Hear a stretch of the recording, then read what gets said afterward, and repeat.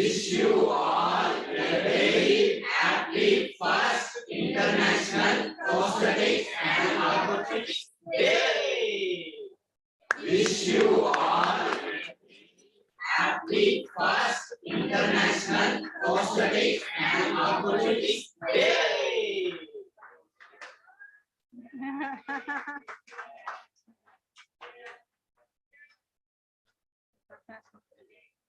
Okay. Good afternoon to all. So we are continuing with the today's event. To start with, we are having Mr. Zia from Pakistan, who is going to share his wishes on this important occasion. Can we have Mr. Zia?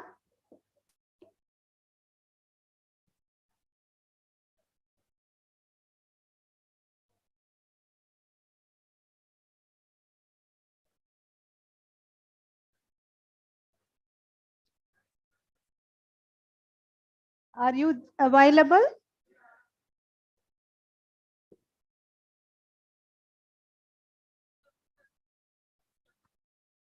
Mr. Zia? Okay. So now I think we will wait to hear from him. I think we also have other important guest and friend of Mobility India, Mr. Abir Mitra. Is Abir Mitra here? So he would like to wish all of us. Can we have Mr. Abir?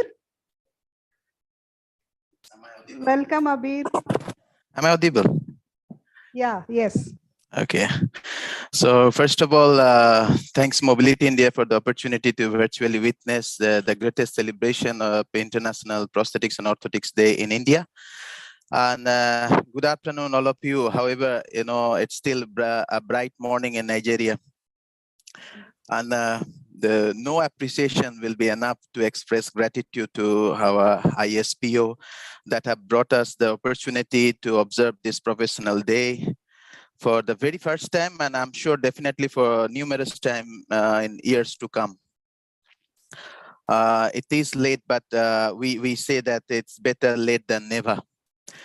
And as I was closely following our speaker, keynote speaker, Claude, Dr. Madhuraj, Sir Kasnavis, and as rightly said by Chapal Kasnavis, sir, that the major goals can never be achieved on personal ground until and unless we collaborate, we communicate, we share our mutual, you know, our professional space to the broader spectrum. So on behalf of International Committee of the Red Cross in Nigeria, especially from the team of Physical Rehabilitation Program in this auspicious day, I would like to congratulate all of you of your decade-long contribution to the person with disabilities, especially physical disabilities as a prosthetist orthotist, joining hands with distinguished multidisciplinary team member worldwide and even in Mobility India. Thank you so much.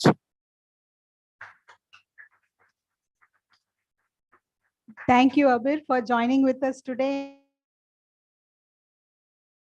Thank you very much. I think is Mr. Zia available from Pakistan? Okay, it's not there. Okay. Okay, so now we will move on to the scientific session to be continued. So I invite our chair, Mr. Amarnath Prasad, to please come on to the dais. Can we give a big round of applause? He is working as a demonstrator in prosthetics, orthotics, and clinician as well. And we are happy to have you here. And you can sit, please sit in the dais. And I think Mr. Amarnath has presented papers and posters in various conferences like OPAI and IIT Guwahati. And he is also a winner of presenting a paper on passive exoskeleton sitting device for person with locomotor disabilities at the Indian International Science Festival 2020, organized by the Ministry of Science and Technology, Ministry of Earth Sciences, and Ministry of Health and Family Welfare, Government of India. Congratulations, Amarnath. So over to you. Thank you. Good afternoon to all of you. First of all, wishing you all a happy International P&O Day. I am very much happy and honored to be present over here as a chairperson, and I'm chairing the session from 2 to 2:20 p.m. The session will be 15 minutes for presentation and 5 minutes for question and answer round. So let's start with the presentation. The author of this presentation is Mr. Samaraju sir and Miss Pansy Sharon R. And the topic of this presentation is comparative study of solid ankle foot orthosis and tone inhibiting ankle foot orthosis in children with spastic diplegic cerebral palsy. So the Samaraju sir, he's a physiotherapist. He holds a master degree in physiotherapy, specializing in musculoskeletal and sports from Rajiv Gandhi University and Health Sciences. He is a certified assistive technology professional from Resna, USA, and he is a master trainer and certified trainer by the International Society for Wheelchair Professionals for WHO Wheelchair Service. Miss Pansy Sharon R. She is a certified P&O professional and as a bright student of Mobility India, doing masters in prosthetics and orthotics. So give a huge round of applause to both of them, both the authors. And okay, let's start the presentation. Thank you. Thank you so much. Good afternoon to everyone present here. I would like to wish each one of you a very happy first International Prosthetic Day.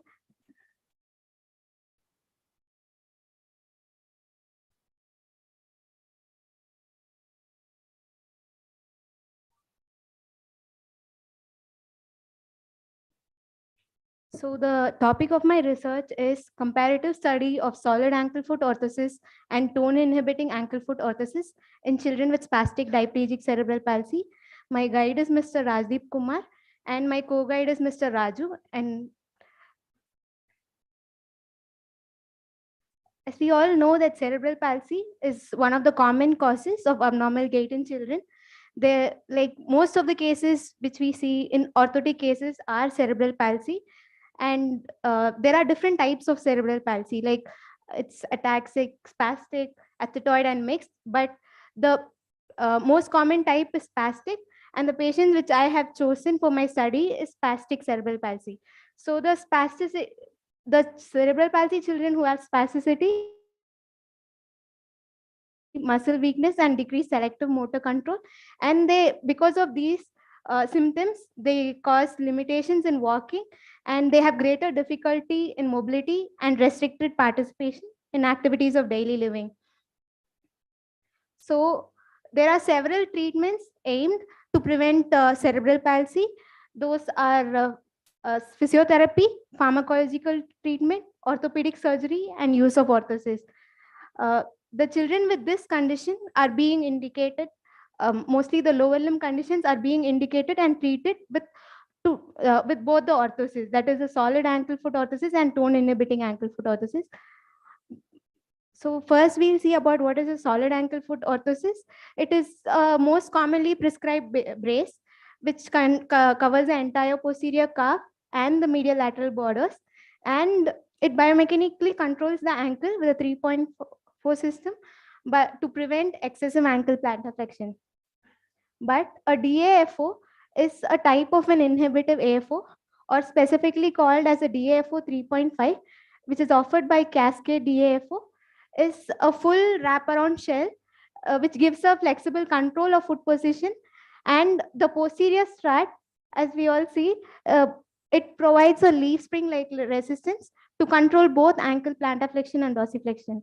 So children with cerebral palsy are mostly prescribed with solid ankle foot orthosis, which does not provide any motion. It controls the ankle and it restricts motion. But the DAFO with a trimmed posterior strut, it allows greater flexibility and mobility. So my study is to find out which of the both orthosis is effective.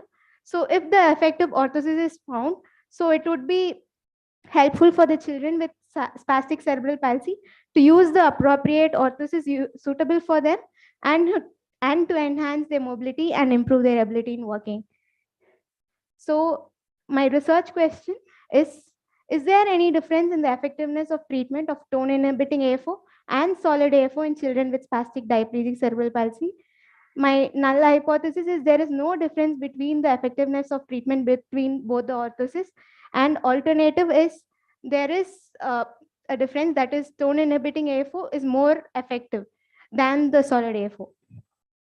So my main objectives of the study was to compare the solid ankle foot orthosis and the tone inhibiting ankle foot orthosis and find which of the both is more effective, and to find out which of the both orthosis it decreases the energy expenditure and increases the gait speed. So my methodology of the study, my study design is a single group, pre-test, post-test, experimental design. Study subject, as I already said, is children with spastic diplegic cerebral palsy, and my sample size was 5.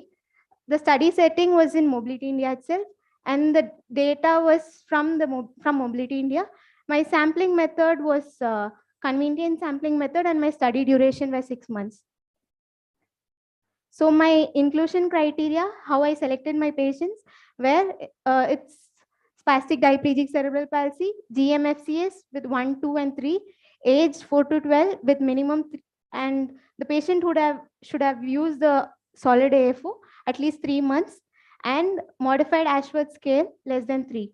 And exclusion criteria were post-surgery, rigid contractures, severe spasticity, and GMFCS greater than 3. So those were the pictures of patients, like one of the patient who was an already solid AFO user, and down I'm checking the modified Ashworth scale score for a sample.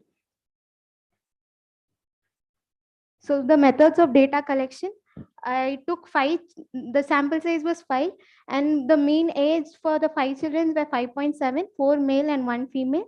And the modified Ashworth scale, it came around 0 to 2, and GMFCAs was 1 and 3. And I took patients who were already using solid AFO and who were already using solid AFO and were walking with orthosis.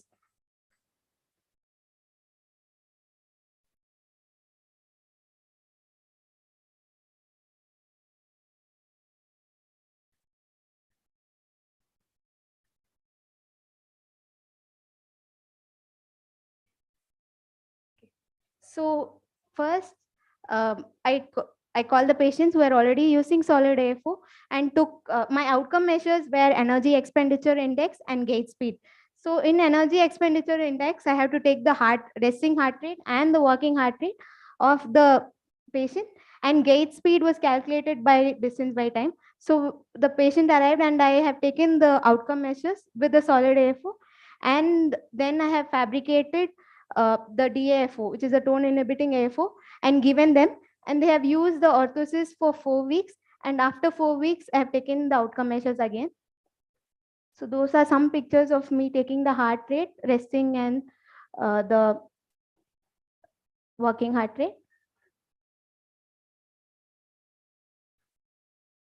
So the effectiveness of the pre-test data and the post-test data were compared. The recommendation of AFO, it should be done to correct the gait biomechanics, but consideration should be given to decrease the energy expenditure index and increase the speed. So these are my results. If you see the result, that if the physiological cost index is that is the energy expenditure score is actually reduced compared to the pre-test score, and the walking speed, the speed is increased after the intervention. And if you see the t value, so to say that the data is statistically significant, so the t value should be greater than the critical value. With the help of the t table, the critical value is 2.132, which is greater than both the t values, and the p value should be less than 0.05. So both the t value and the p value, which is less than 0.05, and t value less than 2.132, shows that the data is statistically significant. And the negative sign in the walking speed, it indicates that the post-test value is greater than the pre-test value. So discussion, it's that the previous studies, it revealed that both the orthosis, it show the same effectiveness. There were no significant differences between both the AFOs for various reasons. But my study, it revealed that there is quite a significant difference between both the orthosis, and the tone inhibiting AFO is more effective than the solid AFO. So the conclusion is that there is significant difference between both the orthosis, and the tone inhibiting AFO is effective, and because it decreases the energy expenditure index of the patients and it increases the gait speed. So these are my references. I wanted to conclude that as the theme of our CRE is a role of prosthetics and orthotics in human development, I think we have to explore new technologies available and learn them and adopt them into practice and provide an appropriate suitable device for the user and improve their quality of life. Thank you. Thank you so much, Fancy and Raju sir, for your wonderful work regarding this. Now it's a question and answer round session. If anybody have any suggestion or any question, you can ask.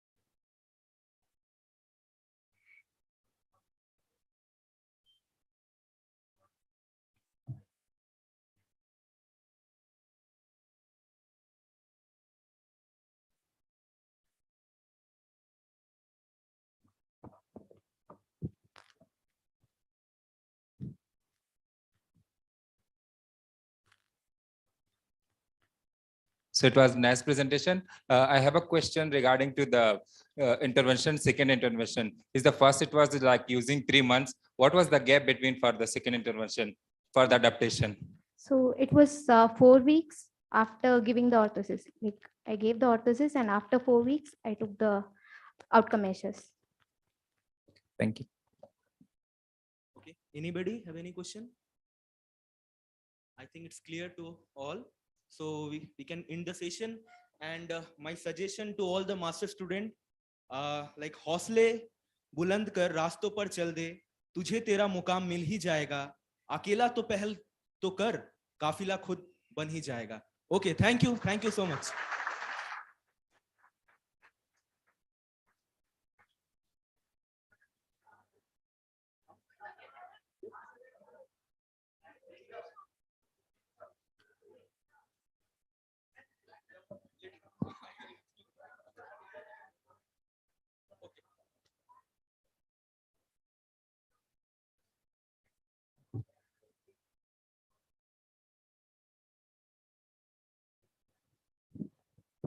Thank you, Mr. Amarnath, for chairing the session. And also appreciate Pansi for her wonderful presentation. One more round of applause to Pansi.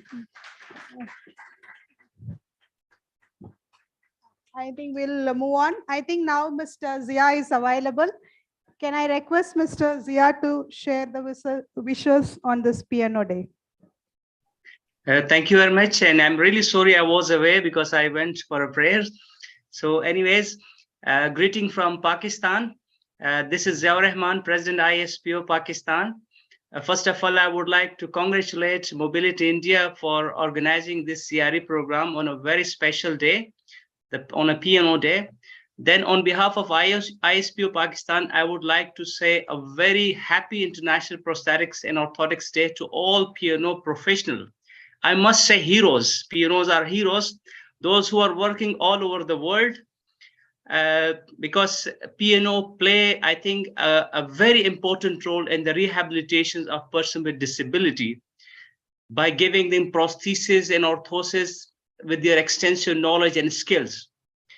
Again, P&O are the one who really brings changes in the lives of persons with disabilities by making them to walk to perform their social activities, to participate in educations and the labor market, and above all, P&Os are enabling the person with disabilities to live a healthy, productive, and independent and dignified lives.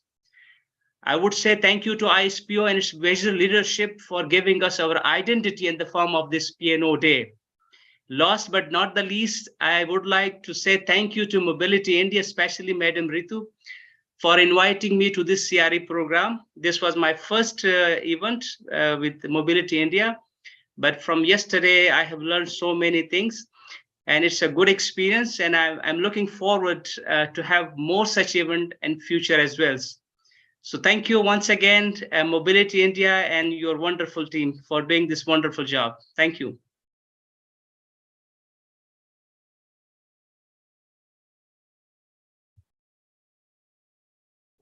Sorry. Thank you, Mr. Ziad, for joining with us and sharing your wishes. Thank you once again. So we'll move on to the next program, and for which I would like to call upon Ms. Saraswati, Senior Manager in Academics and Library Administration, to give us a brief on teamwork in service provision. Welcome, Saras.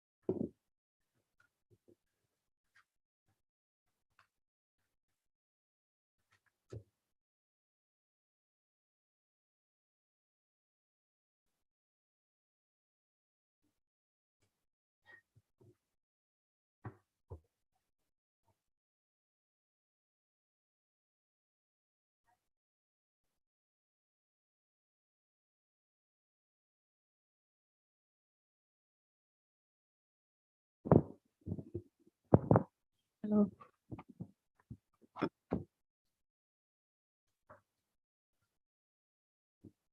Very good afternoon, all. I wish us very happy first International Prosthetics and Orthotics Day. I'm very happy that I got this opportunity to share my assistive device journey on this occasion. Very much happy. Okay, I was usually waiting for this day. Usually like a PT, OT, all those things days comes. But when P&O days will come, I keep on asking principal, when is the P&O days? Finally, the day has come. Okay, you all might have heard many AT user experience journey. Mine is not totally different. Okay, it is almost same.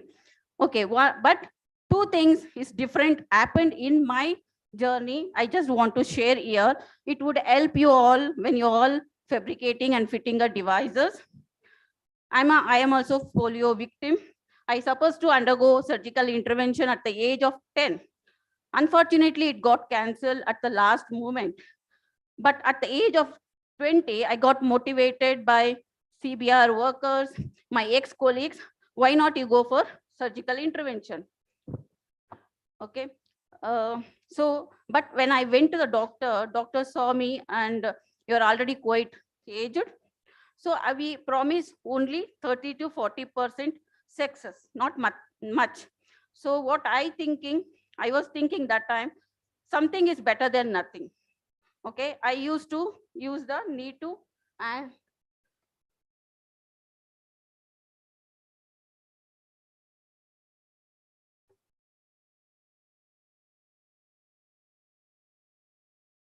yeah.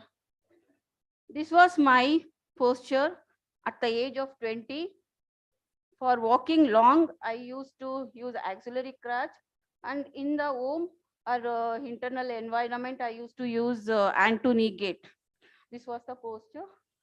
And then when I felt something is better than nothing, I underwent surgery. It took me almost year under 2 months to do the surgical intervention. Finally, they removed POP bandage. I was free from bandage. I was thinking, what is next? It is completely my statement, my experience, what I felt. Fabricating and fitting orthosis is very challenging compared to prosthesis. Okay, finest change in a orthosis makes other leg problem or a spine issue or something. Do you all agree? Okay, orthosis is the toughest than prosthesis. It's a totally my statement. Okay, and I was lucky. Whoever worked for my orthosis, they took mine as a challenge. It started from Chapel sir to Saika sir, Venkateshwaramma, many others. Today, Sudhakar and Preeti who are working for me. Initially, I don't remember how many orthoses were made and fabricated and fitted for me. Chapel sir was keep on fabricating and fitting me every 6 months gap. He was doing correction little by little, and he was asking me to try and again. So it is not the only effort of orthosis, means orthotist. It was teamwork. This is what I want to press and tell. It is a teamwork. It is a physiotherapist who was regularly stretching my hip, because in surgical intervention, they could not completely release my hip contracture, ankle contracture. I had a scoliosis, lordosis. So these all could not be could not be corrected in orthosis at a time. So it was the effort of physiotherapists and occupational therapists, and they were very good in listening the user as a user perspectives of and listening to the user what they feel. And if they listen this thing, if they work like this only, they can fit the satisfactory orthosis for the user. And do this kind of a teamwork is possible only in Mobility India. I was very much blessed. Whenever I do things, I first thanks to my supreme power God, and secondly my P&Os and therapists. And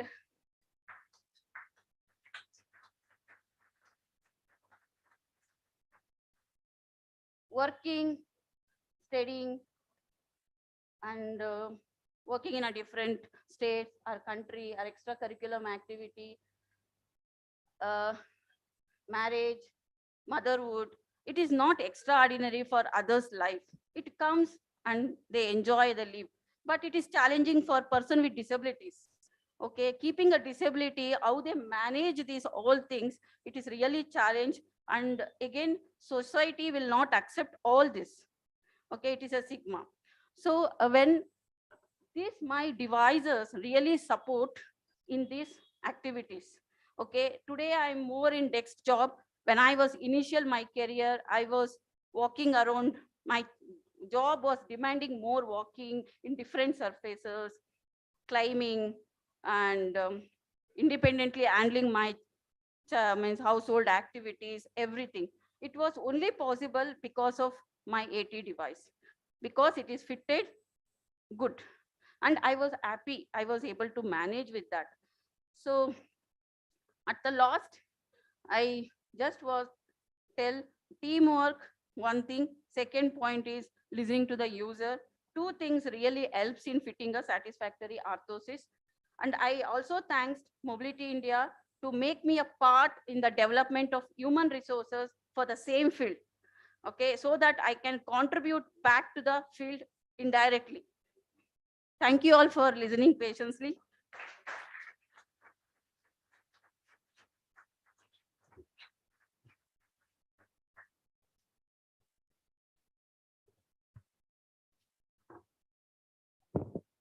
I think it's now open for questions. If anybody have any questions from the audience, from the online, if you want to, you can please ask.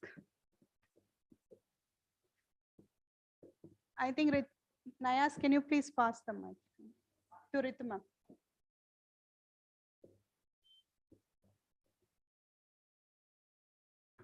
It was a wonderful presentation, Saraswati. I think it would be nice for the audience to listen that I know that your presentation was more focused on the team approach, but I think earlier the presentation by Chapal sir, he says that a number of 80 devices increases as across the life, as we age.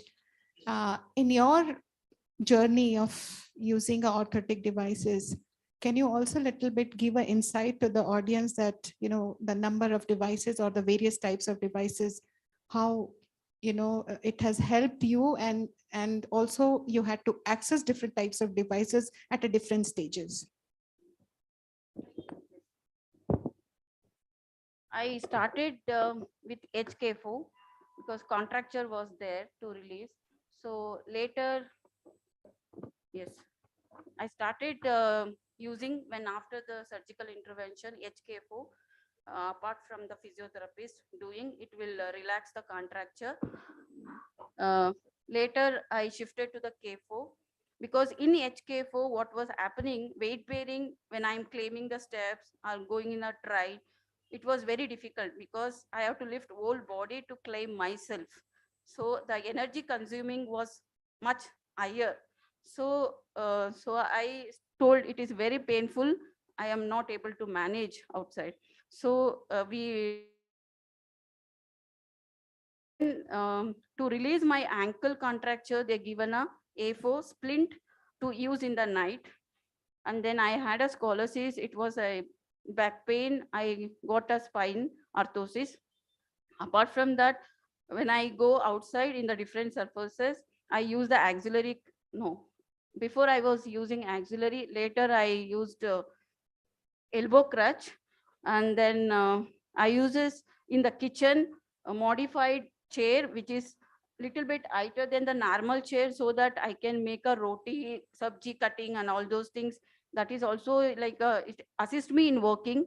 And in the bathroom, simple modified handrails, so that I am able to claim from the WC like a toileting. This is also helps me. And the go into the toilet again, I use the climbing, just is the handrails fixed to the door so that I can help it. And this is what now I think I'm aging. I have a different pain. Even I have a pain in my hand because more when I get up and all those things, I might have used putting a force on my hand. Now I got paining here in my this wrist area. I used the splint for some time. It's now better. So apart from that, yes, I have used it more. Maybe I next, I already doctor suggested go for the specs. So I'm reading specs. I'm not yet purchased. So I'm going to, I think. So. Yeah, thanks, Saras. I think in one of your presentation, I remember you listed that, and it was 13 devices. So thanks for just sharing. Thank you.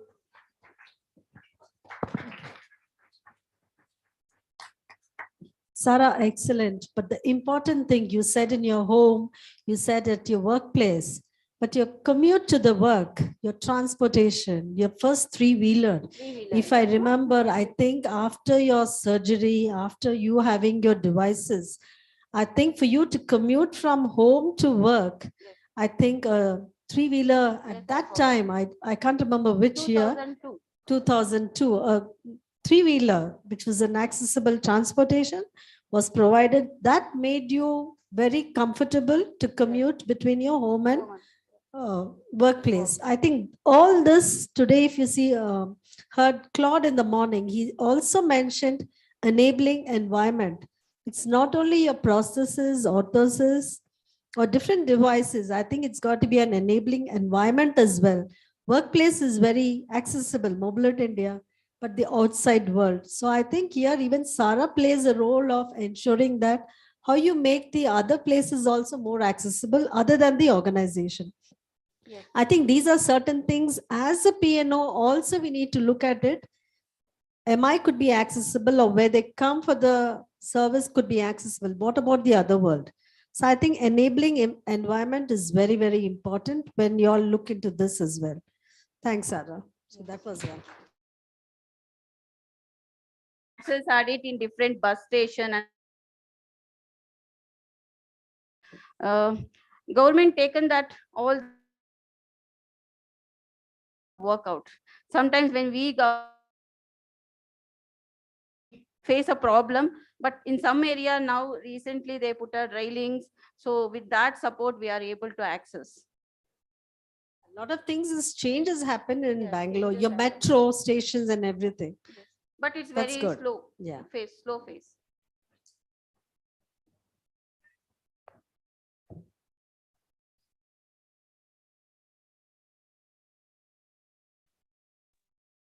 Hello. Congratulations for your presentation. Myself, Satyan Misra from Lucknow. Besides a multidisciplinary team approach, it is more than up to the willpower of yours. If the person who is suffering from the disability has lost his or her willpower, we cannot move in a single step. For that, willpower is your courage is there, which has motivated you to stand on your own limbs.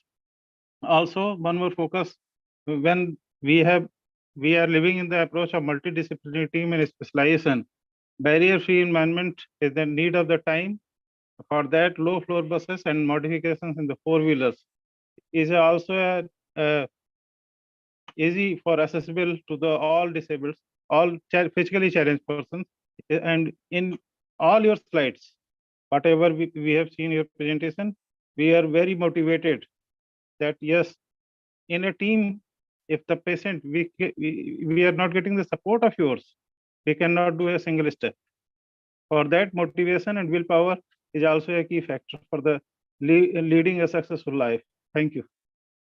Thank you. Thank you, sir. I agree too.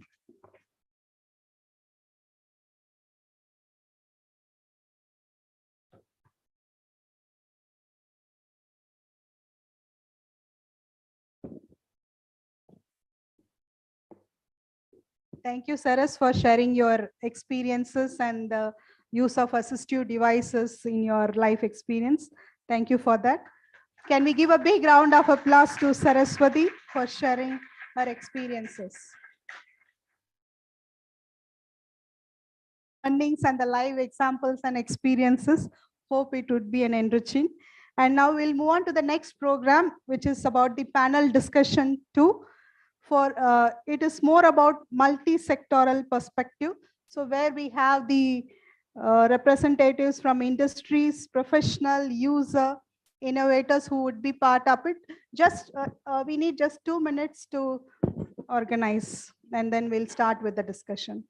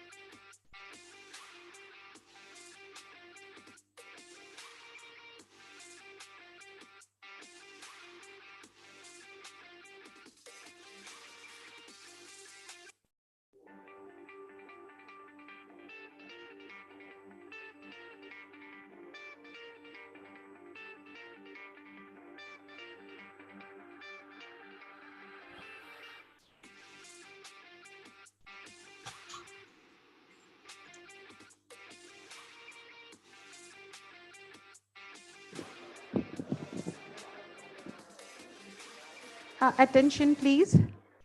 In the meantime, our few user panelists, they are arriving. So it will take few minutes. In the meantime, I would like to take opportunity to invite our just to come here, and we would like to take the opportunity as he is here to distribute the certificate to our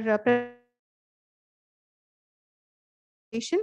So we will call upon the name Mr. G. Ian Balaji. Please come. Okay, no problem. Mr. Guru M.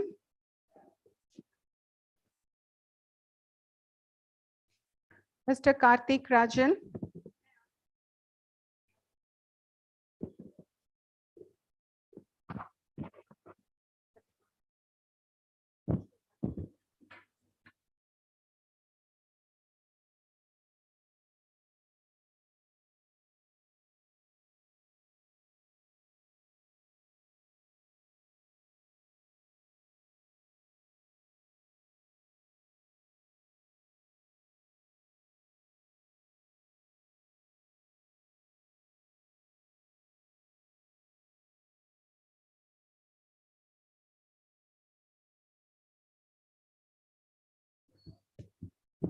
This is the first certificate they are receiving as a presenting author. So congratulations, Karthik Rajan, and they are very, very happy to receive you from you.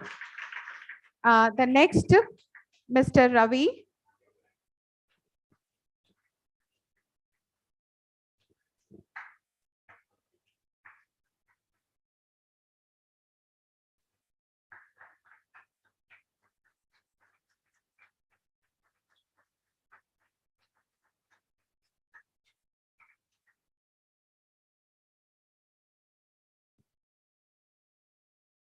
The next is Mr. Lokesh Sharma R.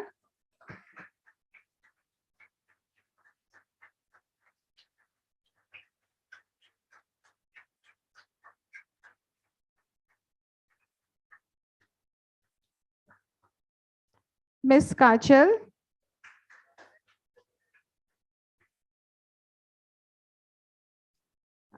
Miss Pansy.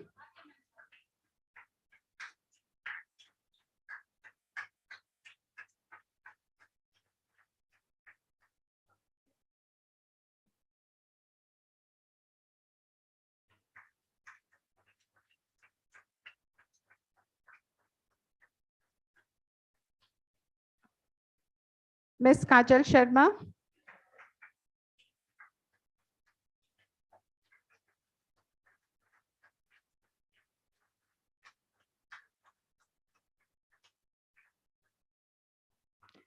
Mr. Karthik M. Anil.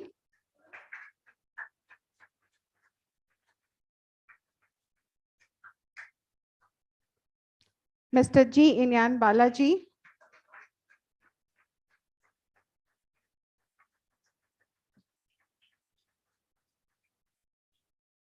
Miss Surya, R. Surya.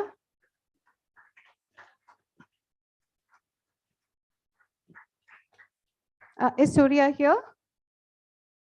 Okay, being her guide, I think I would receive her certificate.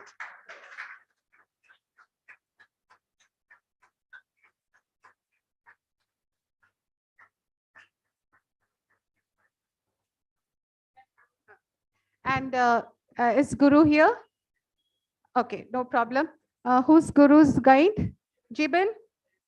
Yes, please.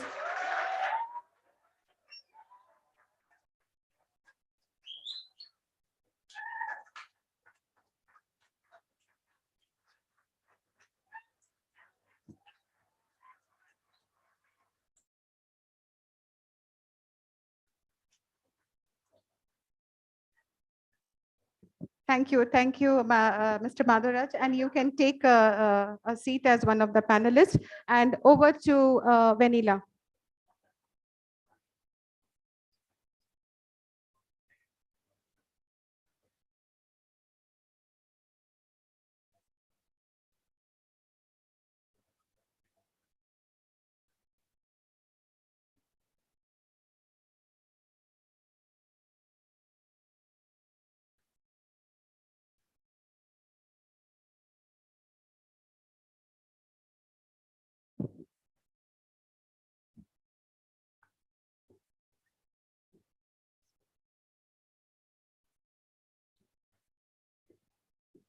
I think now the team has arrived.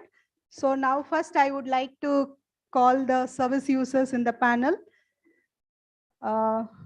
Mr. Vasudev Chari. Yeah, and his background is electrical engineering, and he's a senior technical project manager and responsible for the contracts execution. Welcome, sir, to the dais. Yeah. Next, I would like to call upon Mr. Siddharth Khatri online. I think he's joined with us online. Mr. Siddharth, Yes, who is I'm a here. junior statistical officer in the Ministry of Health and Family Welfare. I think Mr. Siddharth is there, available. Yes, I'm here. Hello, sir. Can you hear us? Yes, I can hear you.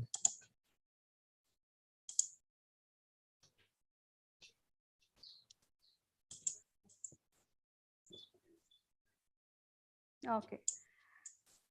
And next, I would like to call upon Dhyan Kashyap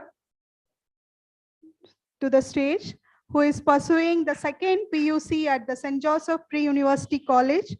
And his aim is to become as an IAS officer. He loves music, cooking, and exploring new things and traveling. Welcome. And next, I would like to call upon Ms. Anusha. Anusha. Okay, I think she's on the way. But basically, she's a nurse working in the Victoria Hospital, I think. And I would also like to welcome Mr. Strikat sir, who is also joining with us online and who was our ex-associate director in the P&O services. And currently now he is at National Health Services, UK. So welcome, sir, into the panel discussion. Good morning. Good morning. Thank you, Vanilla. Good morning, everybody. Great to see you all. And I'm looking forward to a very fruitful and healthy discussion. Thank you.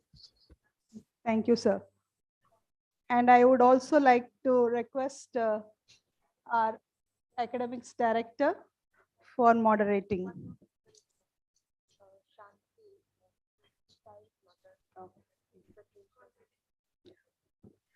And I would also like to call upon Ms. Shanti. Yeah, please join us into the dais.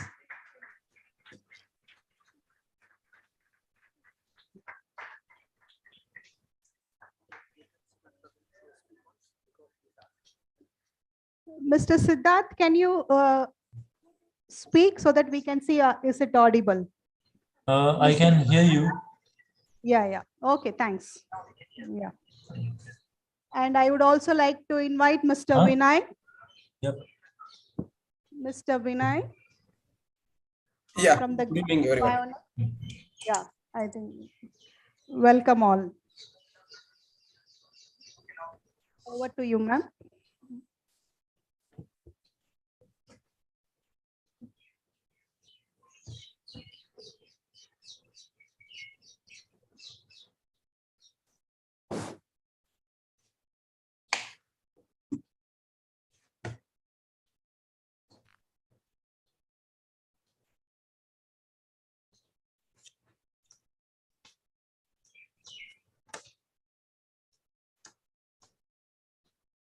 So, good afternoon.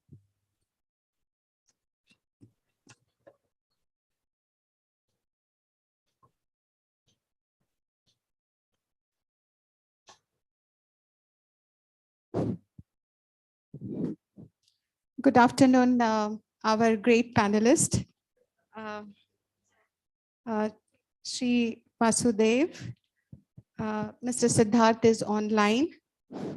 Anasuya is, I think she's on the way, and mother of Patricia, and Dhyan, and Shri Madhuraj from the professional body, ISPO, representing ISPO India and OPAI. And we have Mr. Shaikat from NHS UK, and the the researcher, innovator from the industry, Mr. Vinay from Grass Bionics. So I welcome all of you for this panel discussion. And this is the second day, and this is the second panel discussion. Yesterday we had with a group of users from the geriatric population, older population. So I think it would be very interesting for us to listen the views and expectations and perspective of the different age group of user. So the first question, I think it will be for Mr. Vasudev. You have received the P&O services. So would you tell the audience that what has been the impact on your quality of life?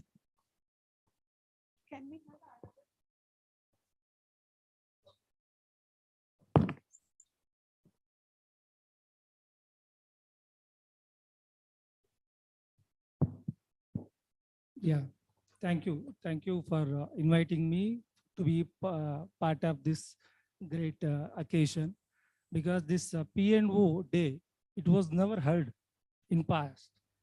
At least for last 17 years, I've been attached to this Mobility India and as a user, where I got excellence in terms of the right prosthetics as well services also. Because this day, we have many days, not only this, except this day, I think, if I'm not wrong, we have every other day to be celebrated, but the P&O Day was new to me. I'm grateful, at least we have a day for this to be discussed, our own problems, to find a very good solutions out of our issues. Then coming to my experience, and today I'm here, I came to office, I mean, this session without any support. This is the great change about me, but this level of confidence I did not have when in a way back of 17 years. If it is not boring you, I take a couple of minutes to share the key and what made me to walk into this, because not only me, like me, there are many who are as unaware only about the excellence of this kind of services, even in Bangalore also. Then I happened to met with an accident in the year of 2005. Then I undergone with the medical surgeries. I had 7 surgeries, and I have almost 9 plates and 52 screws and 3 major this is intertrochanter, then shaft tumor. There are multiple. Almost doctors took 480 X-rays of me. Then almost 3/4 of the day they spent only on to analyze from where they need to start the treatment to me. Because after the accident also I had to drive almost 85 kilometers to by finding another vehicle and reach the Nizam's Institute of Medical Sciences in Hyderabad. Then after reaching the hospital, good hospital, where we have a very good medical equipped hospital, almost 7 to 8 hours, panel of doctors were in the serious discussion, because I was 28 years of age. I was pretty young. No doctor can dare to take any on-the-spot decisions of it, because for doctors it was very easy to cut, ampute and start doing the surgeries and start giving the medication. This was very easy for them. Looking at my age of 28 years, looking at my family, and I had one daughter at that time, then they did not take any rude decision. They had to observe a lot, then started giving the treatment. Exactly, I was there for 68 days, then thoroughly cured in terms of medical. Then I was discharged. After discharge, what? I was looking at the dark. Yes, I lost one leg, but fine. But I have rods and all. Then how to cover, then how to start. Then this was a big dark place for me.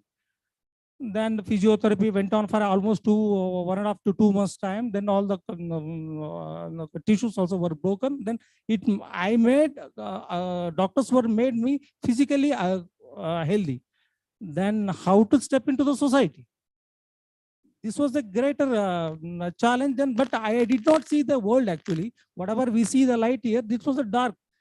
I don't have any visibility issues, but still world was seems to be bitter dark. Then started finding the solutions for this. Then I happened to go Googled a lot. But one thing what I realized is India does not equip so much where we have every other state we have one clinic or hospital, but it is not, there is no solution for this kind of issues. Then initially, then again I had to go back to the same Nizam Institute of Medical Sciences to take the reference, at least give us guidance. Do you have any facility? No. Then I happened to call the multi-specialty hospitals in Hyderabad. Nobody has any solution post-surgery. Then what is the remedy? Then why you made me to healthy like this? You would have sent me happily. Because if they would have delayed by another 6 to 7 hours of the primary surgeries, then all remaining nerve systems also would have already dead. Then, so when did you get your prosthesis? First prosthesis, that was a very raw process. Of course, that was necessary for that initial days where the stem need to come to the normal stage. From then on, where I can go for a real prosthetics. Then many people have given some ideas about Jaipur, Rajasthan, whatever, Tamil Nadu ideas, but nothing was made right for me. Then in Hyderabad only, I had started using the basic prosthetic. From there, I started my baby steps with the support of my wife only. She's highly courageous. That's the reason today I'm here. The amount of the confidence which was built on. Then it went almost 5 to 6 months time. Then because I live in Bangalore, I work in the company where in the General Electric, GE it's a multinational company, but company was kind enough to give the time for me to recover and come back to the office. No company will bear me for lifelong to sit in the office.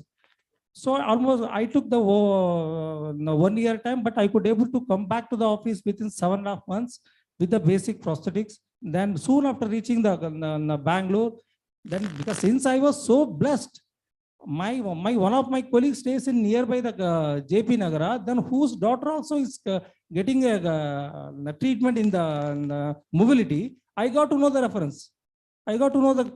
Then I visited first time to mobility in the year of 2006 and met Mr. Sanjay, who has become a lighter for me for my second birth.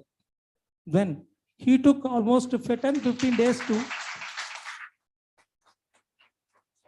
So Mr. Vasudev, thank you for sharing that. What No, kind madam, of you need to allow for one more minute. No, I'll to tell. complete. No, I will tell you exactly. So the journey what you have taken, the challenges of going through the amputation, and then the difficulty of accessing and the prosthetic services and the right kind of services. Yes. And even though you got the devices, it may not be fitting you right, or it may not be appropriate, but you started your journey looking forward. That's what I'm trying to understand. So when you got the right kind of a prosthetic device, coming back to the question, what kind of impact it has? Though you said that you started going to school, there was a family support, which is very, very important. So what it made the impact on your overall quality of life? More than impact and all, the day I found, I believed that here I have some solution which can change my life. That has come in the way of confidence. Okay. In the first visit, after thorough discussion with the team and with Mr. Sanjay, then I went back on the day home with the same the walker with confidence. Within span of some time, then I got the very right prosthetics, which went well. Almost 8.5 years, I did not come for any service also. That was the turning point for me. Then started gaining the fullest amount of confidence, because my profession, I'm in the project management. I cannot sit in the office for whole day. At least I need to travel 200 days out of 365 days in my career, because I'm attached to the project with the clients only. I don't have any business in doing and working with the laptops. So exactly the way you said, what the journey which you went through and the appropriate solution, what you received, Yeah. What, we have a very young generation and young mind and young professionals are here in the audience as well as in the online, including various. What key information you want to, what is the expectations as a user? Because you faced challenges and then you also got the solution. So what do you expect them to play as a role as a service provider, from your perspective? Could you highlight that, please? Because that will really enlighten our audience.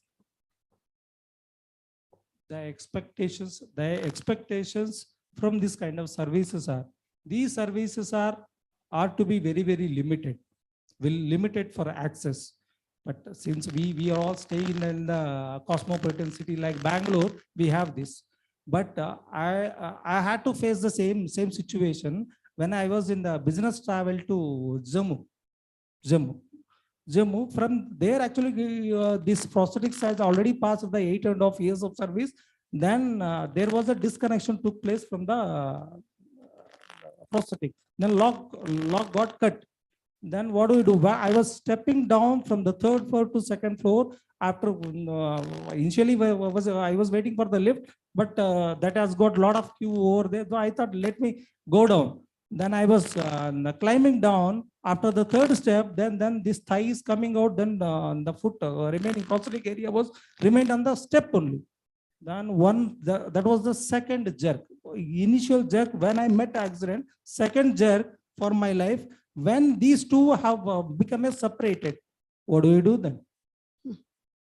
From there, since the team of this unit had already shared their personal numbers also to me, I could able to contact them. I literally tortured Mr. Sanjay till I reached Bangalore on the day, but he was also kind enough to attend every single call of mine. He was started giving some suggestions also over phone.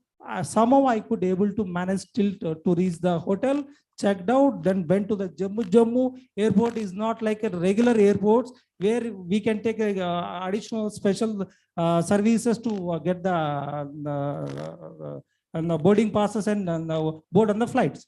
Then I had to talk to the chief of the CASF team. Then I could able to walking through up to the flight as a VIP gate only.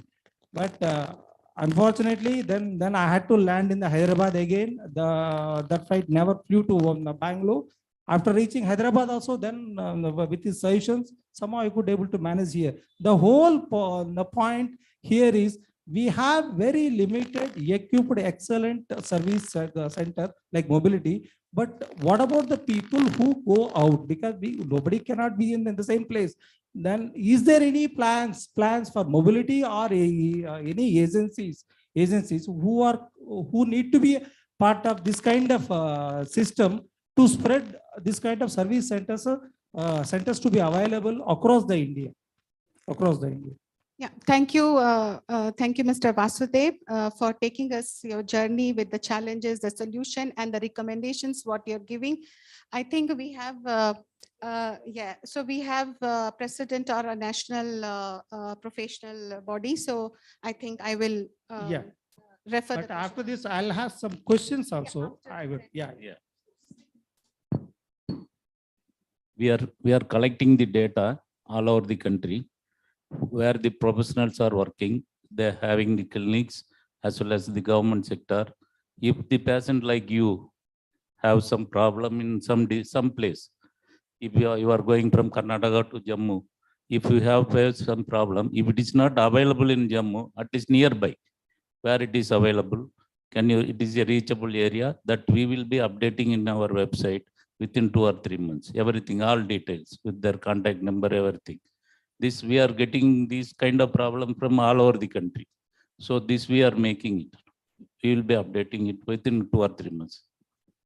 So thank you, Sri Madhuraj. And that is the reason that Mobility India has called him, because he has to listen to the perspectives of the user and what it is required to do.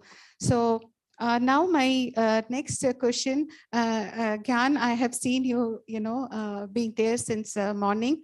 So what kind of challenges do you face?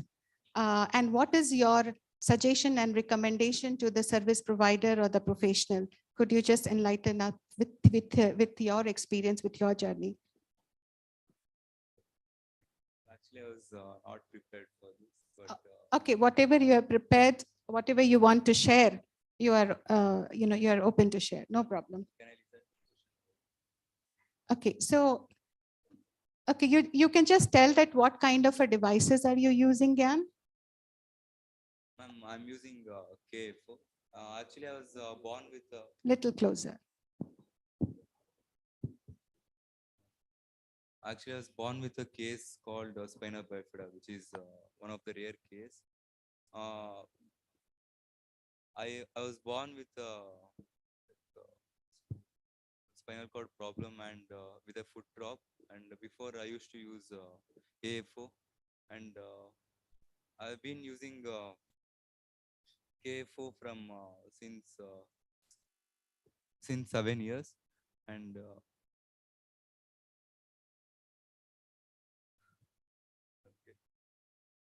Are you happy with the device, or you have certain suggestions?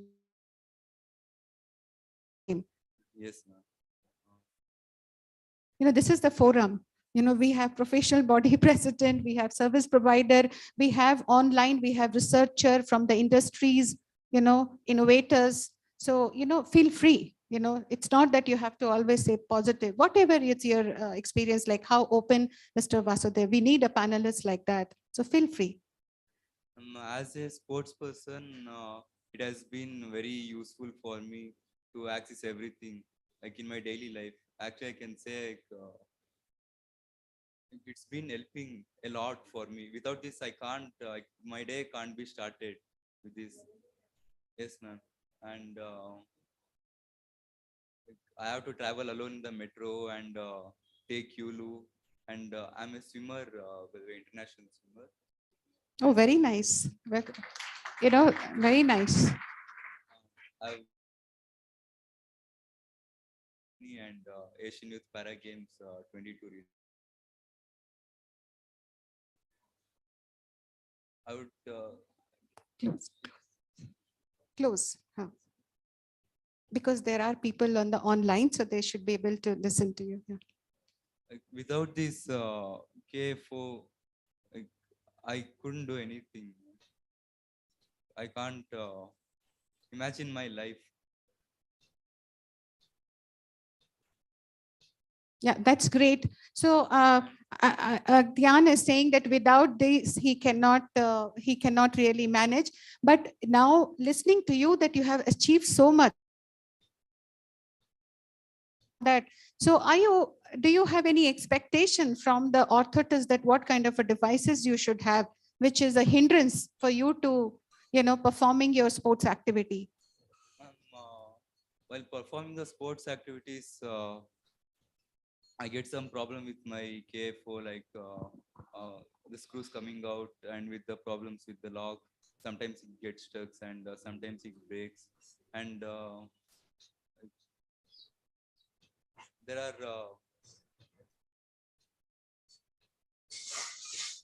few technologies which are updated, but some middle class family cannot afford it.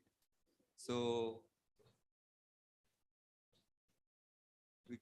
Yeah, so that's the point, that middle class family cannot afford the high cost technology which can assist in the sports activity. So I think there's a message for the researcher and innovators that we need to have an affordable, cost effective technology. So thank you, Gyan. Thank you so much. We have Vinay online, and I know that you have to leave by 3:30, Vinay. So you can see that, the Gyan has raised his concern. So what do you, it is open. What do you think that when it comes to is there enough research which is happening in this sector of the sports, what he has highlighted, which can strengthen the prosthetic orthotic field? He has shared his difficulty on the technology aspect. So what is your experience, sir? So as I said, basically I'm an engineer and then turned into a designer. see, like for me, like when I look into this problem, right? So we need to analyze and then understand the situation in a much more in-depth level of detail, and then like we can see like what is the best solution we can offer to them. So just to give you an idea, for example, see, we are trained like designers and engineers, as a designers, right? So we are trained to identify problems and then give some solution to them. So like in this field of prosthetics and orthotics, I feel like we don't have much people. P&O people are already trained to provide service to their users based on the user need, but we may not understand the user need in a in-depth detail. So the key here is to understand the user's need in much more detailed manner, and then provide them a customized solutions. So when I say customized solutions, so that's what is happening now. But customized, along with customization, so we can come up with the innovative solutions. So that innovation, bringing in like creatively, like bringing in multiple options for a particular problem. See, for example, if a person has a like hand amputated, so the device what we can think of is like a prosthetic hand. But there can be some other device, say, which you may not be able to, which a P&O people will not be able to think through. That we might be able to come in and then pitch in, and then we might be able to give you some 10 different solutions to address their particular need. So so in his case, so he is facing a problem. So unless I really understand exactly what problem he is facing, so it will be difficult for me to give multiple solutions. But we are trained to do that. So my suggestion here for the entire P&O community would be like, for example, so if we can have maybe a couple of engineers or like designers who are trained to do this thing in your team itself, so it will definitely like bring in more innovative solutions, and then also like you will be able to access to the technology which is happening. Like there are a lot of technology which is happening in the field of robotics, artificial intelligence. So what will happen is like, so these things can be brought into the P&O field. So which is not much happening as of now. So I feel like so that will help in enhancing and also like helping our user in a much more better manner. So this is my thinking. Yeah, thanks, Vinay. So I think in this line, what you have said that, so my question goes to Mr. Shaikat, that, that what he said that, this problem has to, from users problem needs to be heard. And also, what do you think, what are the main challenges in moving the learning from the research? Because here is the question is that we are not able to learn that, this is the user are facing the issues, and it is not reaching to the researcher and then so on as to the market. So what are the main challenges in moving the learning from the research to the market and to benefit the user? I mean, it is open to Mr. Shaikat and maybe Vinay, if you also want to contribute, and also open to Siddharth. So maybe you can, Shaikat, you can start. Yeah, thanks everybody. And it is nice to see again sitting on the dais. And yes, I will agree in a way with what Vinay has just highlighted. The role of an engineer is very much under a bracket of what can do and should do kind of a thing. It is not that engineers can right away give a solution without a proper integrated manner, without having a proper integrated manner. The issue with a country like India is its population. The population and the requirements are so huge that whatever you do seems to be very less. And I think this is same was also highlighted, and when the honorable first panelist, when he mentioned about his experience. And what I understand is like when it comes to technology, before technology, I think it is the professional skill of an individual which needs to be enhanced, and it should be assessed, and it should be like taken to such a level, where a professional should be able to provide appropriate solutions. In a country like India, where you cannot have everything, working in the developed world, I see that everything is available just over a phone call here. I need this, I will get it. I want to refer to any company, I can do it. But in India, it is not available. So first is like, as in this forum, I see academicians are there. I see the professional people like Mr. Madhuraj is there, who is leading the National Member Society.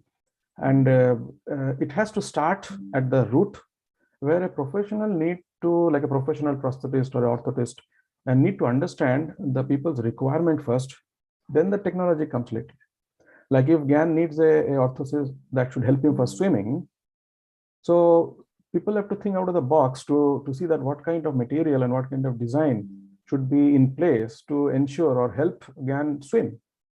You know, I have got queries in back home when I was there in Mobility India, that I need orthosis so that I can take bath. I cannot go to the washroom without the orthosis, and I find it so difficult to take a bath with this orthosis, because it is having metal parts.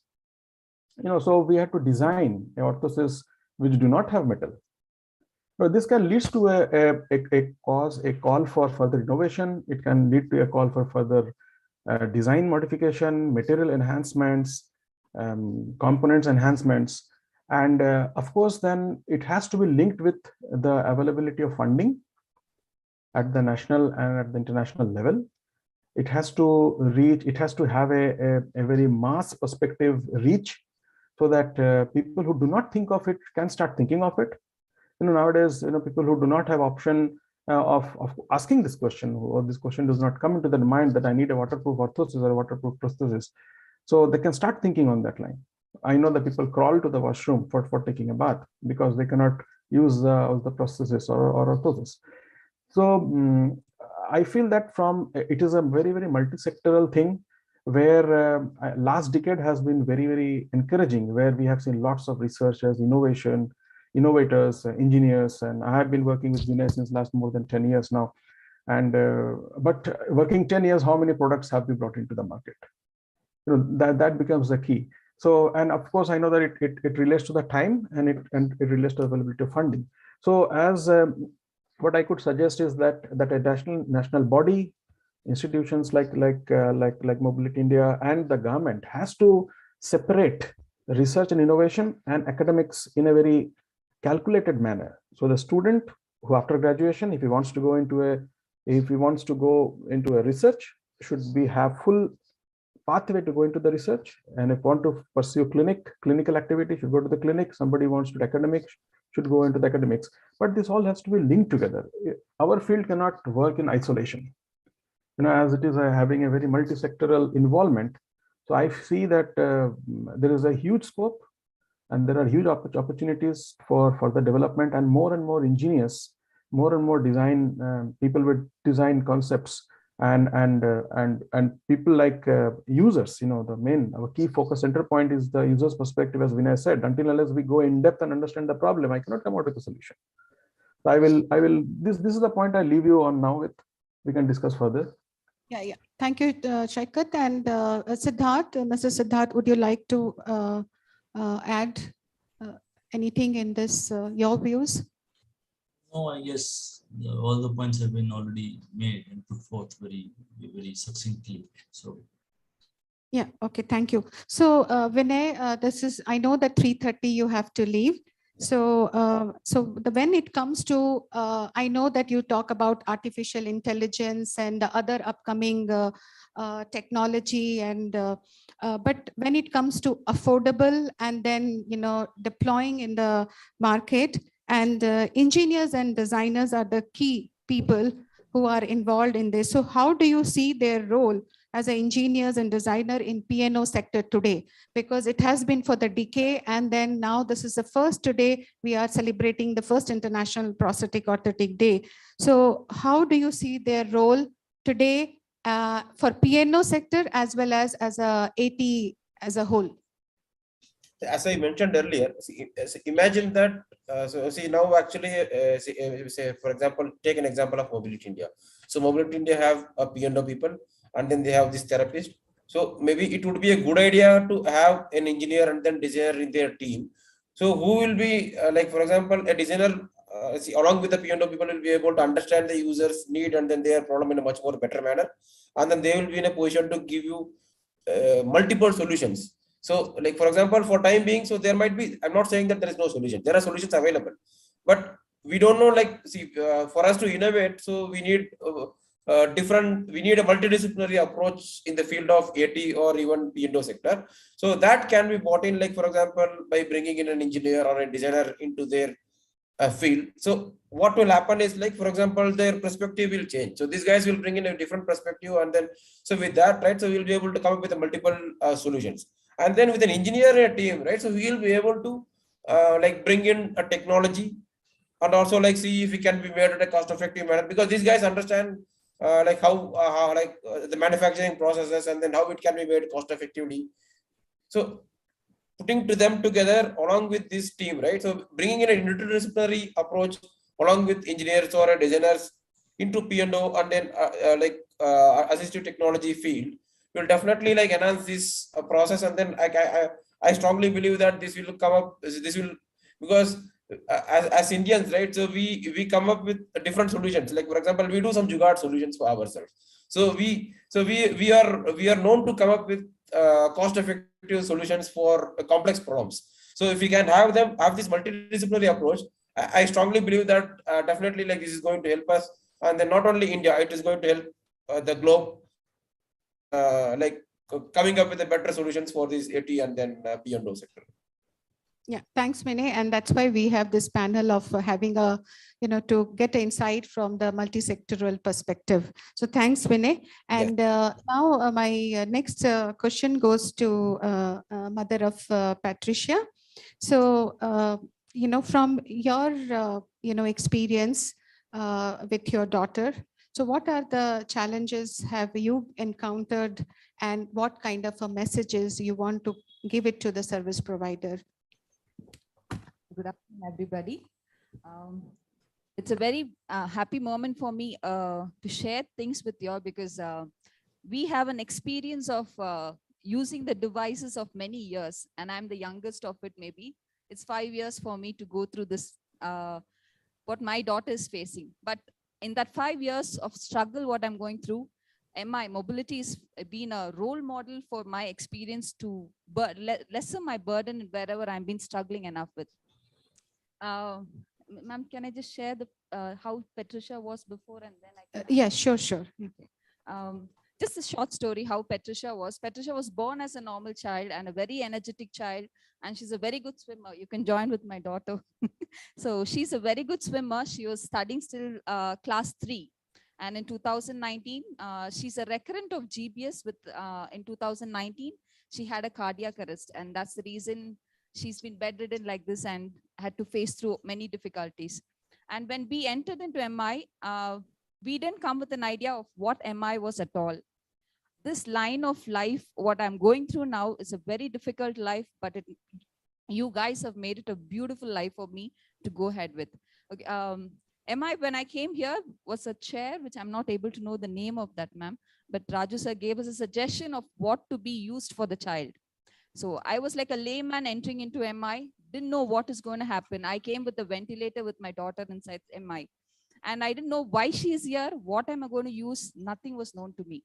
All I knew is there's something going to happen to my daughter. So sir gave me a suggestion, instead of using, I'm not sure of what the name was, instead of this, try to use this. So not only for the present situation what she's facing, for her future, that is the best one to do. So he helped us with a wheelchair where she'll be able to sit posture wise, because she had lost her posture of how to sit. The wheelchair helped her to improve the posture wise, and the devices also, ma'am. Yeah, she was with the help of an A-Force, gaiters, splints. These were, she was completely like a robo. I could imagine my daughter only has a robo, nothing else. Seeing a normal child playing N2 child and just idly sitting with completely fixed from top to toe was very tough for me to see that. And how it has been useful for me, my daughter came with hands like this, completely turned, legs bent, she was standing on her toes. That was the situation I got her here. And today, yes, of course, she's bedridden still, but today I can see her, if I'm standing behind and holding her today, with the devices, she's able to stand on her feet, bending with her knees, her hands have come back to a normal level. So these are quite of improvement I see here in this past 5 years, what I've done. So this, as I said, this 5 years is a very toughest time which I'm going through, but you people have made it more easier, simpler, how to take care of her. So what kind of a message you would like to give to the service, the professionals here? You have, with your any experience, you have some key messages, because you are here, in the audience, we have a quite young generations, young professionals. And I think it's very, very important that they listen the perspective of also a mother of a child. Not to worry about that. That's Ma'am, okay. I would just advise as a normal mother and a child is I've already got from you all what I want. But you as young generations, it's not only MI whom you're going to be or see users like us who are here. We are a very good examples for you all of what our life was and to what we are now. The profession of medicine is exactly like one person's life is dependent on somebody. And you people have chosen a beautiful life of therapist of being what your life is going to be. Your life, our life is actually dependent on all of you all. That is what I have experienced this 5 years has. Seeing my daughter, she needs me 24 hours to be with her. And that's how I see you all also. 24 hours you all are being here. My experience of you all is just 1 hour or 2 hours, that's all. But your entire life, your 24 hours day, from morning till evening, it's completely here. And I know how frustrating, how everybody has in their profession. But I see you all being active enough to take care of all the situations of whatever need they come in. Because as I told you, MI is a very new place for me to experience. I see people, very low people, that is with low income people, what different kind of age people come in. But the way you take care of them in each situation is the loveliest thing that you all are doing. I motivate you all to never give up that energy what you all have within you all, because we have lost our hope.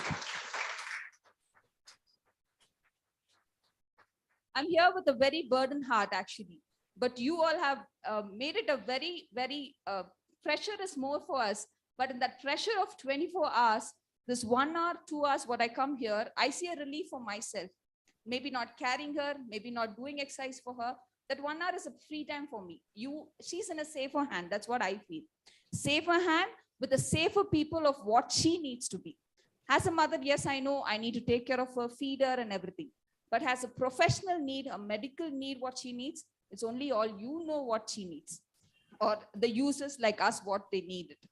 Like stretching of hand, yes, I can stretch a hand. We all can stretch. On what position has to be stretched? On which position, if I give her, that can be a relief to the child, is all what you all have. That beautiful mechanism of what has to be done so that that person can be fine from his situation. You all have chosen a very good profession. I would always encourage you all to motivate your particularly yourself, never to give up or never to be tired enough choosing this life, choosing this profession actually. So my keen advice of maybe all three of us, what I've heard from each of them is this: be energetic enough, be here, like a doorstep kind of help.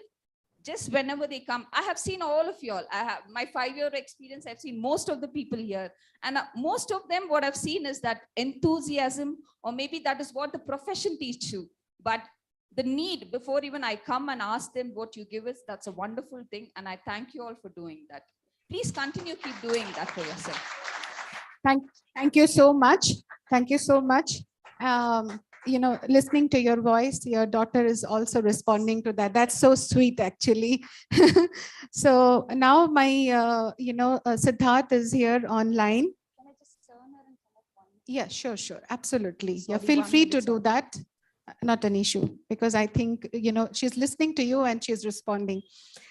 Coming back to Siddharth, you have been in the government job, and so, from your perspective, do you think that these schemes and policies from the government are, accessible? And what do you think that, the policy and practice in the countries, where it should head? Just, it's a very open question to you. Well, the government of India is actually doing their bit. So when I joined the government as a GSO in Ministry of Health, I was told that, persons with disabilities like me,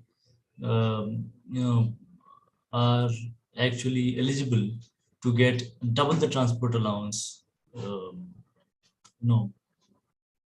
than the normal people do. So for instance, I get 9,000. I think normal TPT is 4,500. So, and being in the Ministry of Health, I can safely say that there are challenges, but yeah, I mean, we are doing our bit.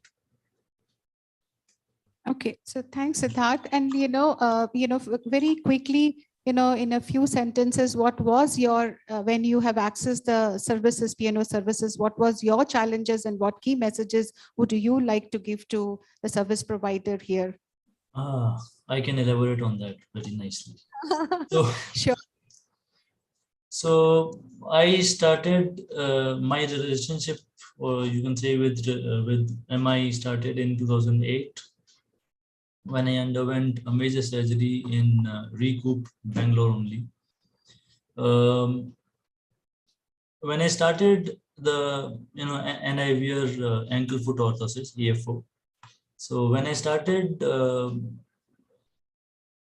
it was good. I mean, everything was going on fine, but the very first AFOs which I wore had this tendency to break from the hinge.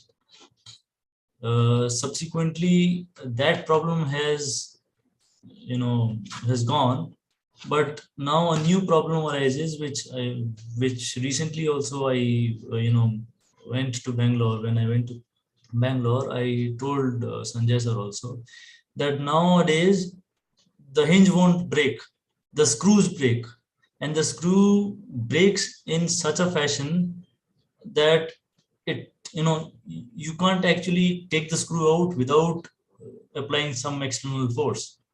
So if that can be rectified in some way, then perhaps life would be much easier.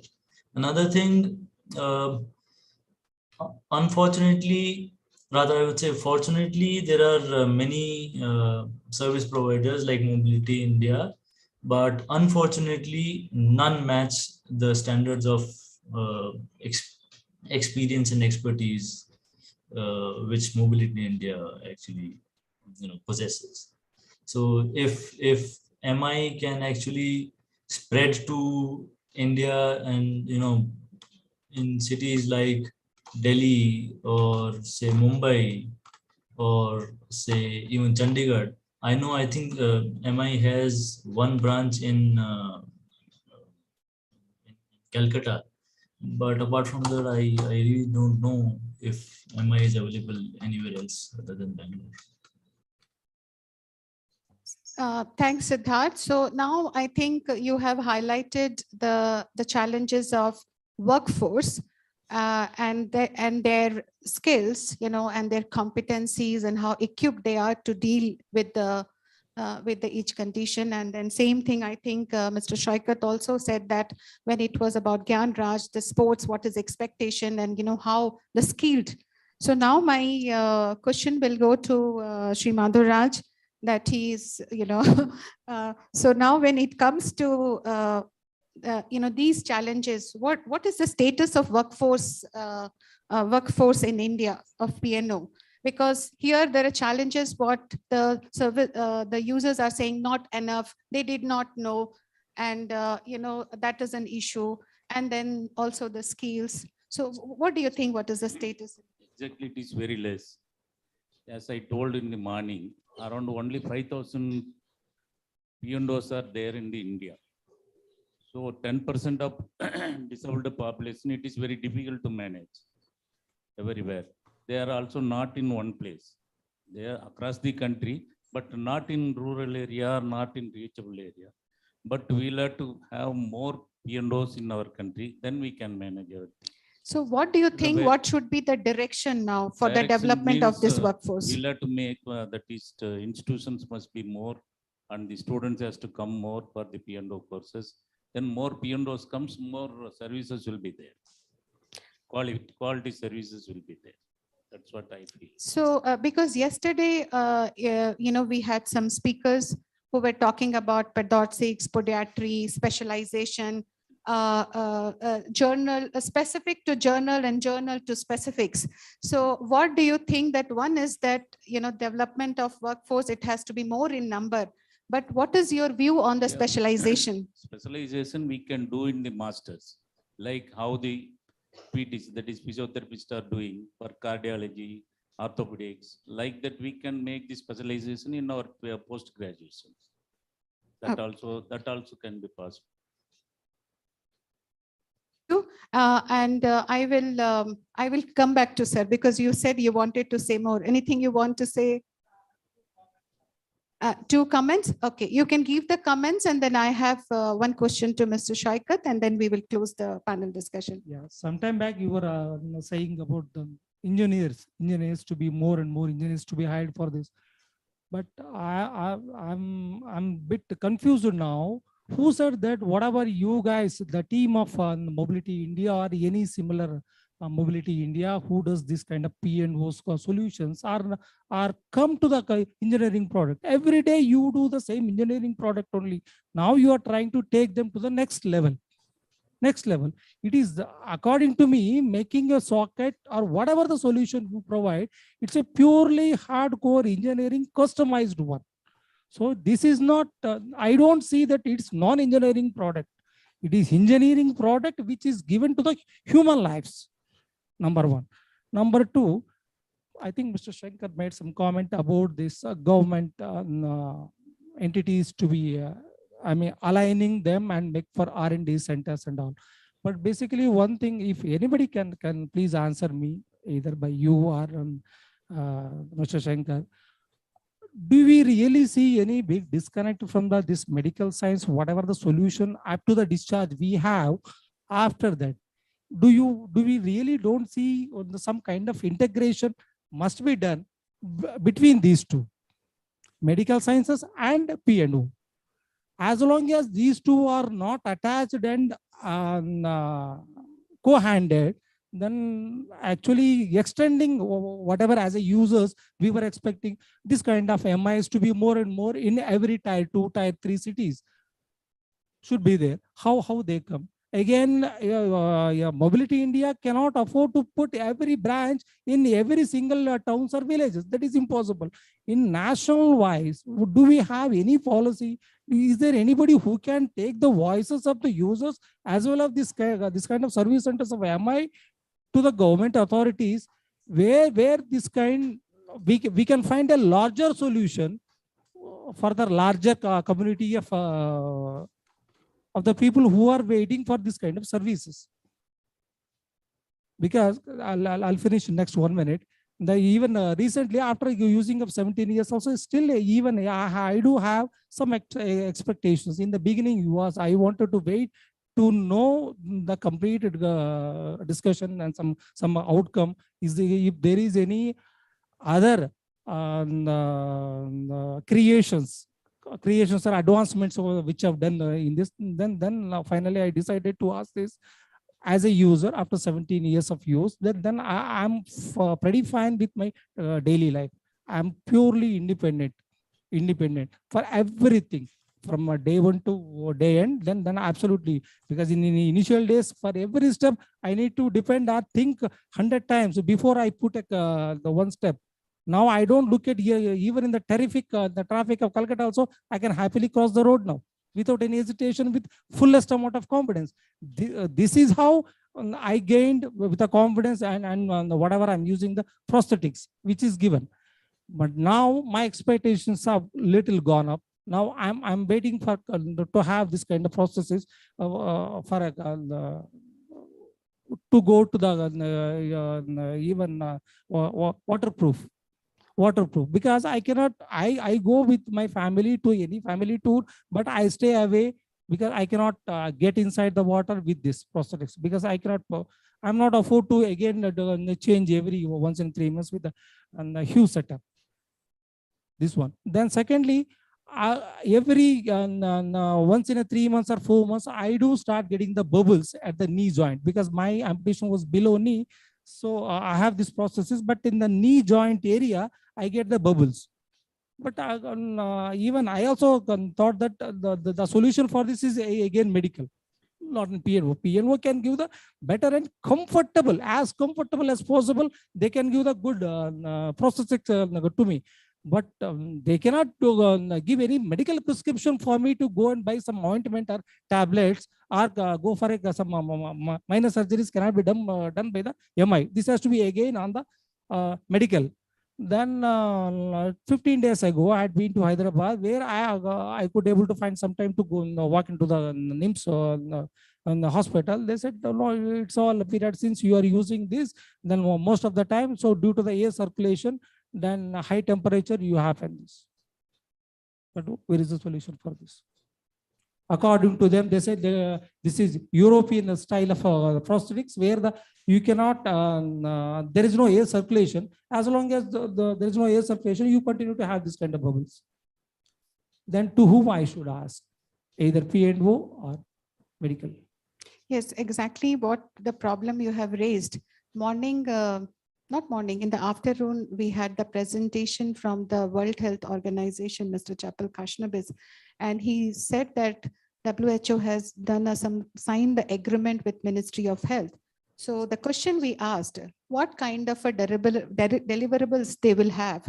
And there were many, but one was because when you said the medicine and the P&O, because many medical doctors, most of the doctors are not aware of prosthetic orthotic services, and many administrative level also in the government, which he was also sharing, they are not aware. But medical team also need to understand the P&O also is as equally important as they are.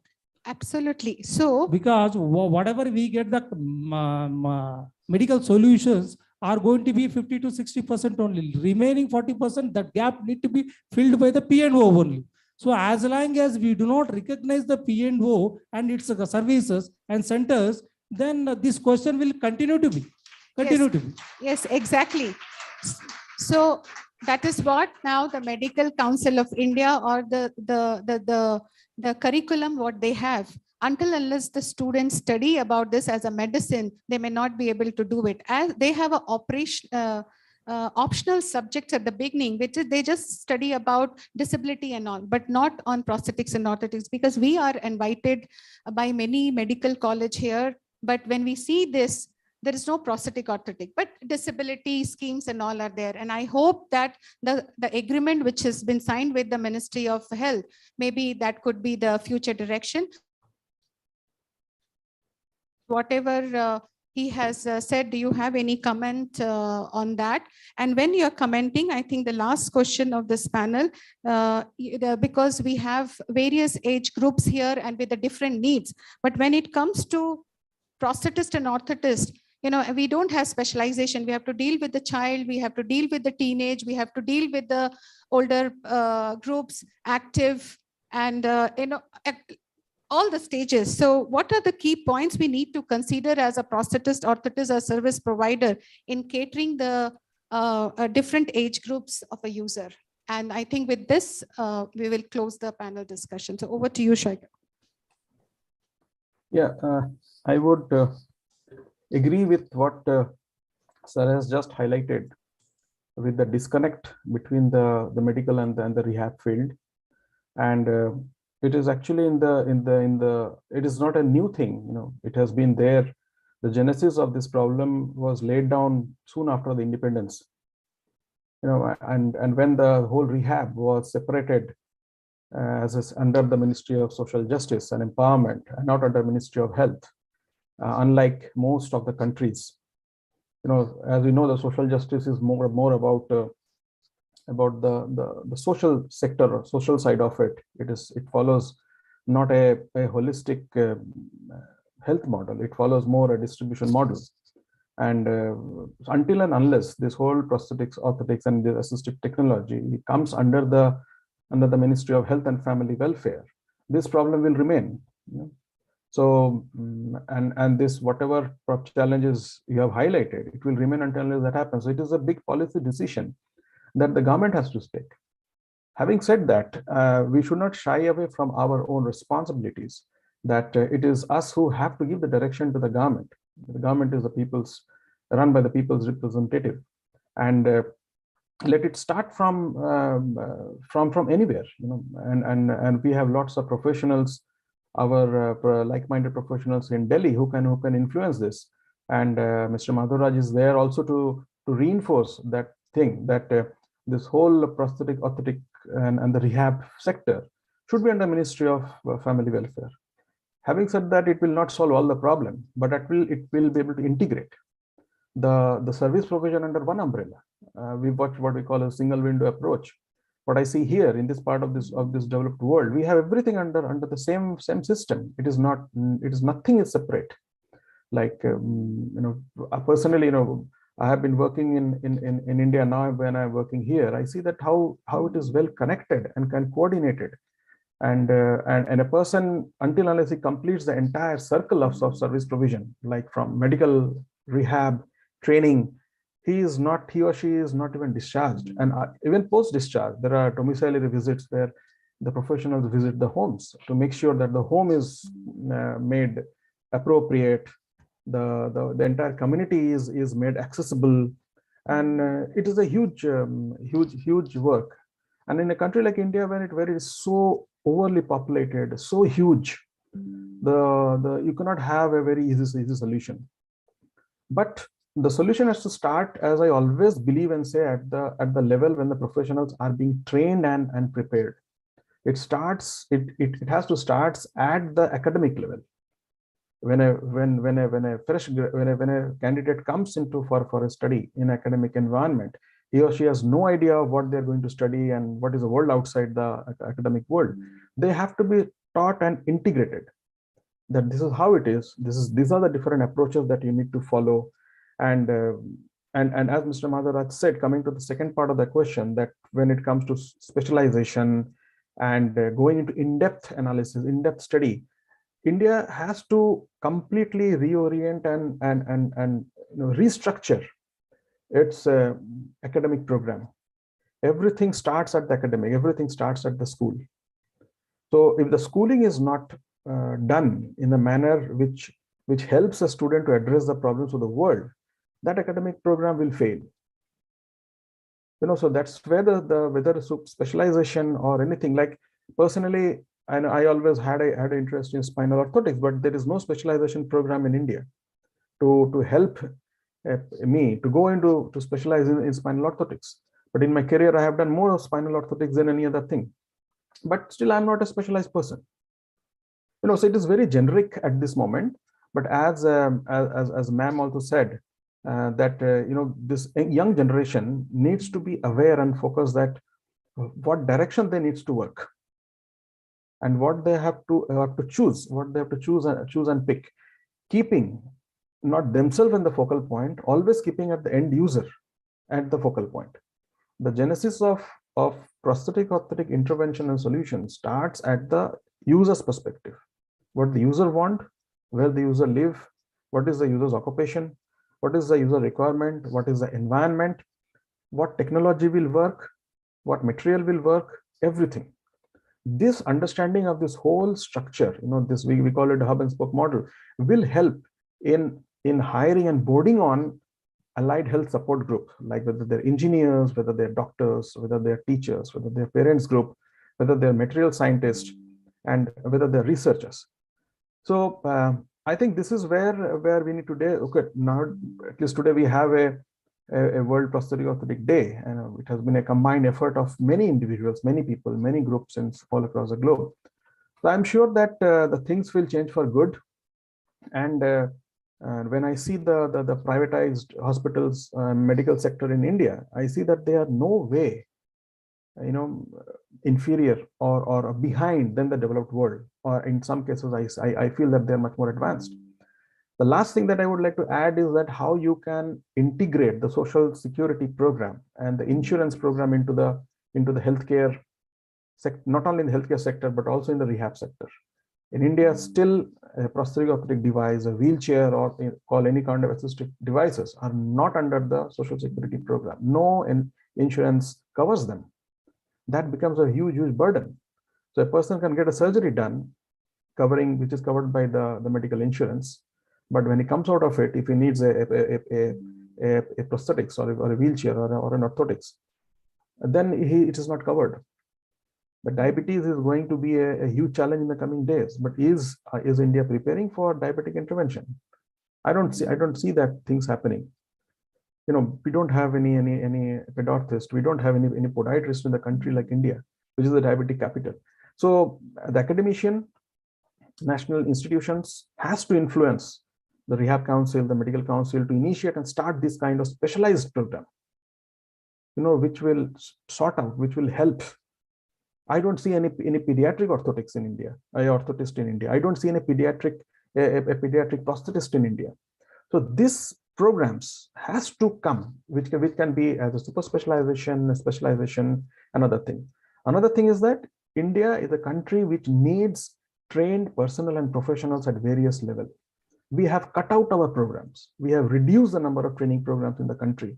And this is going to affect our whole service provision in the days to come. In the developed world, we see professionals at various levels, right from bench workers to at the top researchers level, all trained, certified. Nobody can practice without training. But India has closed its program. India has lost a group of workforce, which will be a huge challenge. So whoever are sitting there, whoever are leading the those professional groups and influencing the whole workforce system in the country has to be aware of it, that they have to face this music in maybe another 5-10 years down the line, where we will not have enough professionals, enough people working. We will only have people at certain level, not all level. So I think all the best. And I hope I have not touched any sensitive point, but I have touched the most important and effective point, because now I'm able to see the country like India from outside perspective. Thank you, Previously I was Shoykut. inside, now I'm outside. Yeah, So thank you so much. Yeah, thank you so much. I think,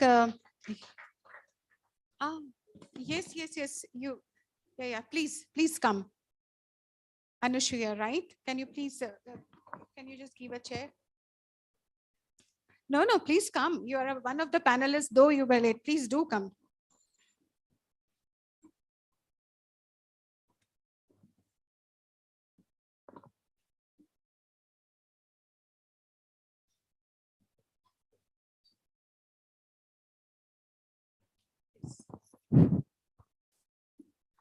Thank you, ma'am. I'm a mother of Dhyan Kashyap. Yeah. I think I came here in 2008. I got a good relationship with Mobility India.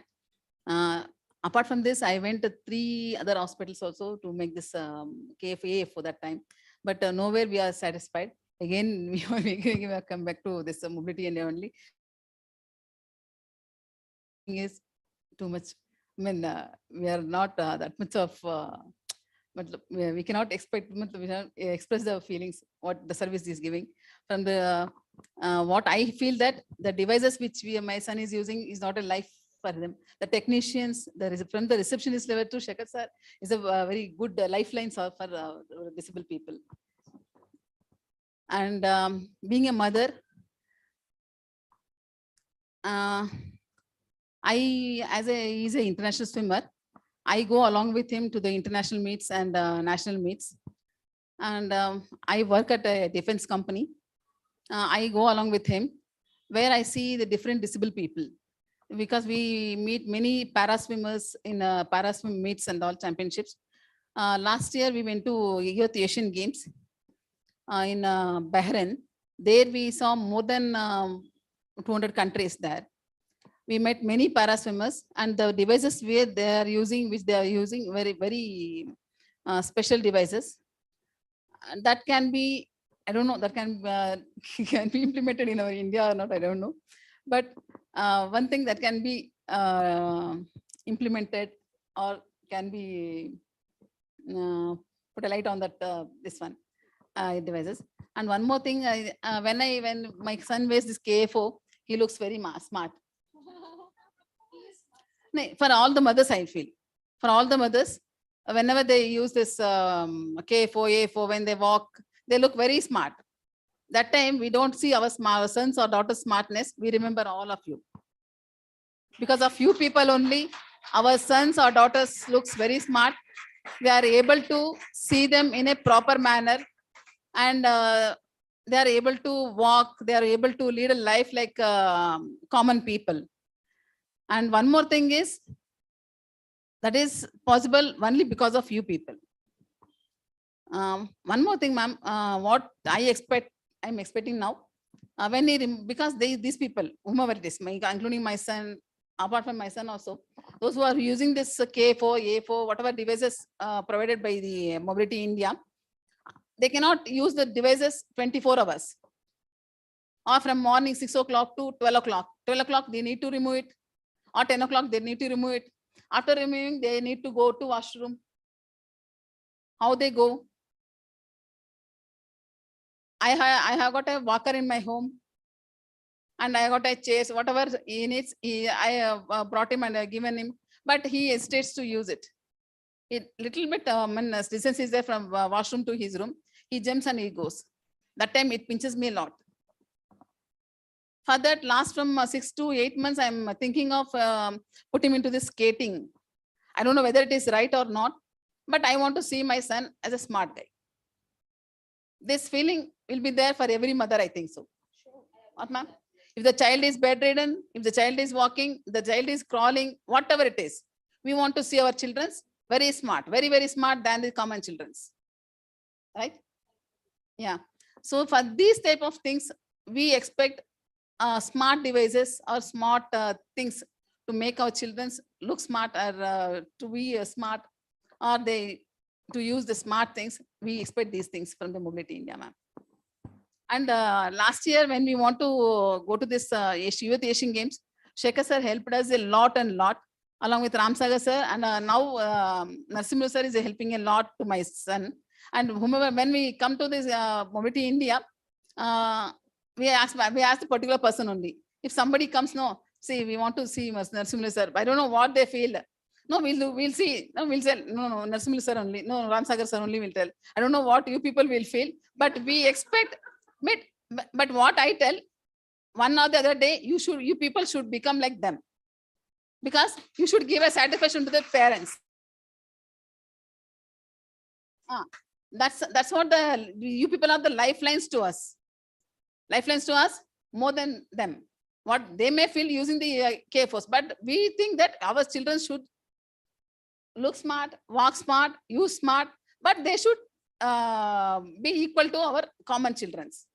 Independent. They are independent. When I put into the first standard or LKG, that time I used to cry. I used to go to classes, and the teacher was little, but because he was the only child with a disability, and that time whenever I go to school, she used to call me.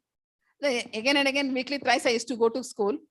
Whenever I go, while coming back, I used to cry like anything. That time I used to think, my husband is, don't cry in front of them. They'll think cheaper and they'll treat your child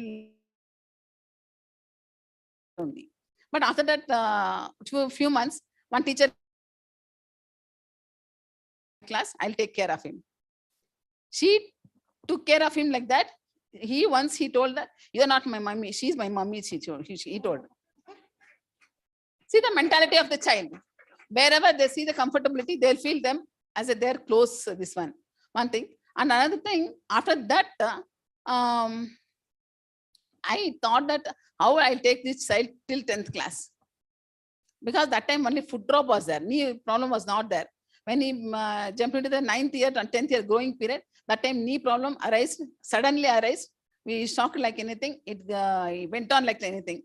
But after that, I don't know, because of Mobility India, again, God directed us to come to here. And again, we used this KFO. And you people made my son to walk alone and independent. Thank you very much. So thank you. I think she's expecting smart devices from the prosthetic. I think you're really a smart mother. So I hope that with your smart messages, our fellow professionals will be able to come up with them. I think what you raised is very, very important. It's not just prosthetic orthotic device. It is, like from morning, you get up until you go back to the bed. And I think I have also learned from a user that it is not only lying on the bed, because if earthquake happens, emergency happens, then do you have that much time to wear a prosthesis or orthosis? Then what do you do? So even the professionals, our fellow professionals, has to think, depending on the context, depending on the geographic situations, what we need to really advise or think of. Wherever it's an earthquake, like Nepal, anytime it can come, or certain places in India. So when you're lying and when you have to run, everybody would run, but wearing a prosthesis, wearing this, putting. So I think we need to, as a fellow professionals, I think we need to think in each and every steps. Now, coming back to the development, what is happening, because we are also learning as a, and every day we learn. Come up with a packages, modules, call it TAP, T-A-P, training in assistive product. It's just not related to prosthetic orthotic, like going for bathing, going for toileting, transferring. And these are very essential product. It is very, very essential. And unfortunately, like Mr. Shaikat or Mr. Madhuraj, he said that a lot needs to be revised in the development of workforce and the education. This self-care product, assistive product, is not a part of the curriculum, but Mobility India has taken an initiative using those modules to train our students. They need to know what are those self-care and how they need to be prescribed. So I think the steps are there, but there's a long way to go. And I think thank you for all your contribution. And I think we need to allow few questions to the audience who are online and offline to the panelists. So I'll open the question. Be here. So any questions from the audience or those who are online? Any questions you would like to ask the user, the president of a professional body, researcher? Vinay has left, he had to leave, but I think maybe any questions raised, I think Shaikat can answer. Mother, I think this is a wonderful platform, Yes.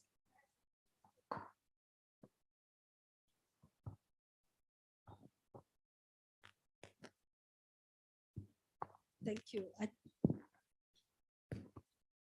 It's a wonderful session. I think you had put up a question asking that if MI is only in Bangalore or Kolkata or some other places, what about the government?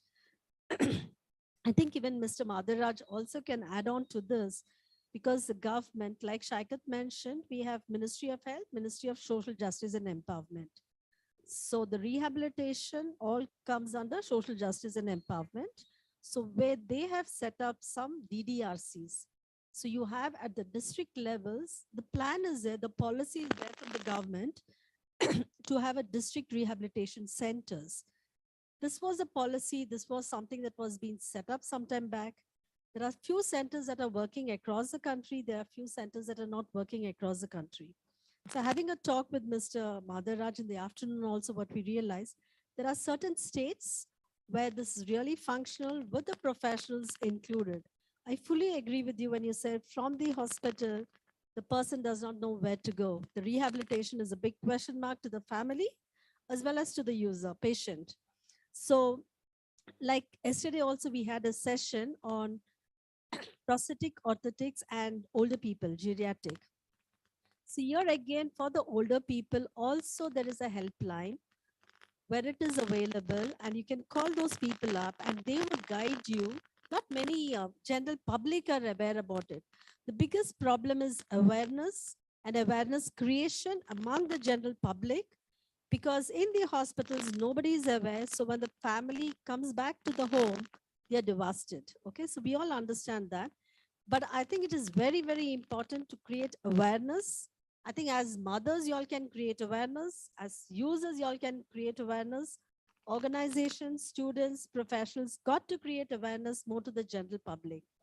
And there are some helplines which are available and people do answer that and give you suggestions as to where you can actually assess a prosthetic device or an orthotic device. So that is there. So all I wanted to share is in the policy levels, yes, it is there. How far it has been implemented is quite limited in the country, but I think more has to go. And we also strongly believe it has to come under health. So from the hospital, so the patient or the family members will have knowledge and access to the services. So I thought that one bit, I thought I should share it with you. Thank you so much. Thanks, Albina. Do we have any other question? Yes. Can you please give a mic to Ravi? Sir, my question is to Madhuraj sir.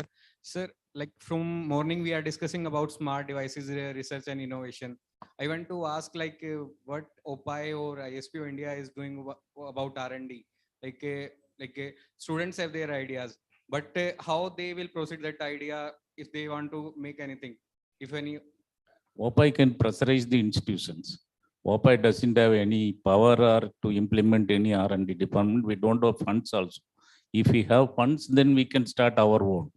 We can pressurize the institutions, and we are insisting this to the government also. One R&D department for exclusive for P&O. But the government has to take initiative. All institutes can start if they get the funds. Thank you, sir. As a technical official, I am a technical official for para swimming championships last from 1 year. I visit this national meets and all. There we are seeing many disabled children nowadays. Before they used to be at home, why used to take our children like in this condition and all, they used to hesitate and they used to keep their children at home. Nowadays they're coming out and they want to see the children in a national level, state level, getting medals. The mothers will feel very happy that when they win the medals, in crawling or even in their own category, they get gold medals, silver medals, they will feel very happy. So many disabled persons and many disabled children are coming out from their home, and their parents are struggling a lot to take these wheelchairs. Or some children now, even I was suggesting that you take a wheelchair for children, even they are big, 10 years, 12 years, they'll take on their shoulder and they'll come to the nationals or state level meets and all, because they are below poverty level or middle class, below middle class level. There, because it's not an affordable thing to take the wheelchair, buy the wheelchairs also. Nowadays, last year I was supposed to be used this wheelchair for him because of some health issue. I paid 7,000 per month for wheelchair. Again, 5,000 they took and 2,000 they gave me back. So twice I used the wheelchair. So 10,000 I paid. For me, okay, they were supposed to go to the national games. So I used it and again I returned it back. Again, I thought that permanently I can buy and keep, but I don't want to buy and keep because I don't want to see my child in wheelchair. Every mother expects the same thing. But when permanently they want to use this wheelchair for the child, it will be a very comfortable thing for the children or parents also. So if the wheelchair rate comes down, parents or every family having a disabled children, they will feel very happy to buy and keep the children. For this kind of that is para-Olympic participants, that disabled people, in Tamil Nadu they are allotting separate fund. In Government of India also allotting separate fund. I don't know whether in Government of Karnataka you let approach sports and sports authority or some other people. If you approach, you may get some result for this. Not for your children, it will be for other children also. You let approach. Otherwise, you can apply, you can give the petition for them. Then if you approach for the sports ministry will be there. If you approach, you may get something. But in Tamil Nadu, we have separate fund. In all over Government of India also, they have separate fund for this para-Olympic participants everywhere. North and all, they got a good points. No, not it is a north. It is all over the country that sports ministry is there. Ministry is giving some instructions to all the states. What I know about that, but I don't know completely. But you ask your that is your Government of Karnataka sports ministry. If one or two approach, then they will, you can, maybe you are the initiator for that. Let others can get the benefit. So one thing is for a disabled persons, they'll give a pension like money and all. No, that pension and to get the money also, their parents are working. The working means they'll not give. No, that policy decision that government has to take, that you have the differently abled association in Karnataka, they'll have to pressurize the government invariably that is not depending. In Tamil Nadu, there is nothing like that. No limitation for parents' income.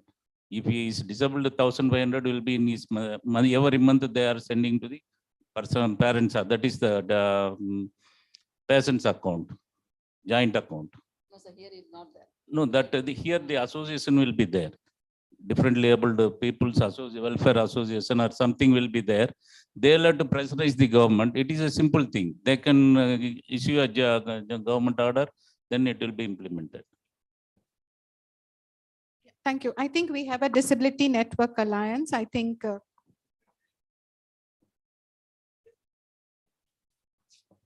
Thanks, Madhuraj. Like the way you said for sports, I would also like to tell you for education as well. I know I was hearing you saying that there's a lot of difficulty for children accessing the education. Now, if you see throughout India, you have a SSA.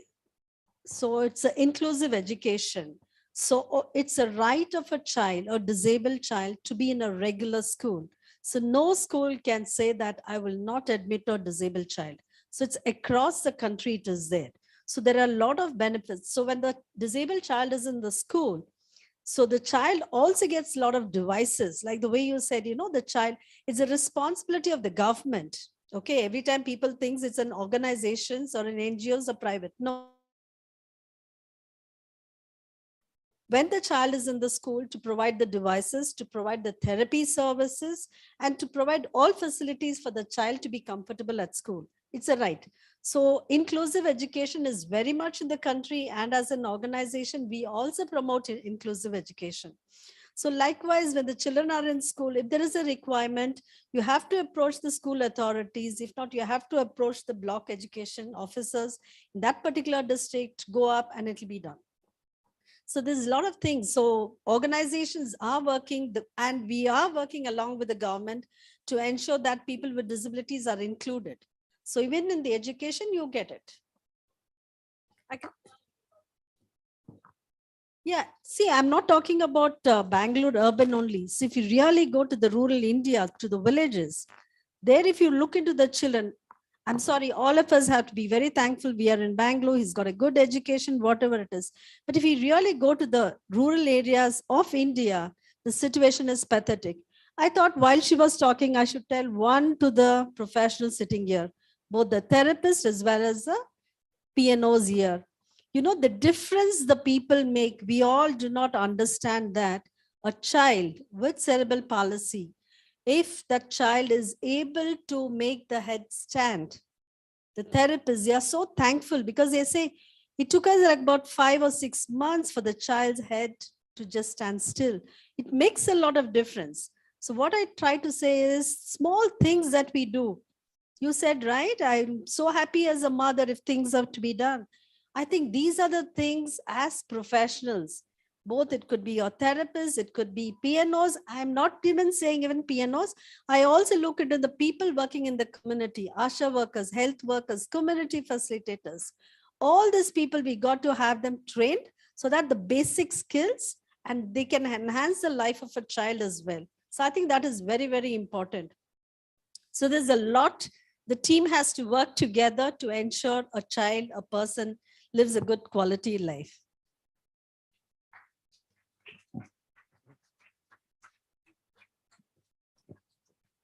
we have crossed the time a lot, so maybe the last question. Yes. Ma'am, as you have said about smart devices, we have a subject like mechatronics and electronics in our bachelors and in masters, but only theory is there, not a practical. And especially in national institutes, that subjects are taken by a regular staffs, not by a specialized staffs. So how we will do the smart things means somebody should come from outside or from IITs so that we can learn something like coding, something, so that we can do the smart things. So these initiatives should be taken by the national institutes and also like Mobility India. At least here, few engineers are coming, but in national institutes, nobody is coming. So we are only following the theory parts. And it will be more better if in case of an internship, the students can be sent to any IIT for 6 months or 3 or 4 months so that we can learn the smart things. It will be very much good. Thank you. She's told me to answer on that. What she meant by smart is the local solution. It is like you come up with the alternative solution immediately.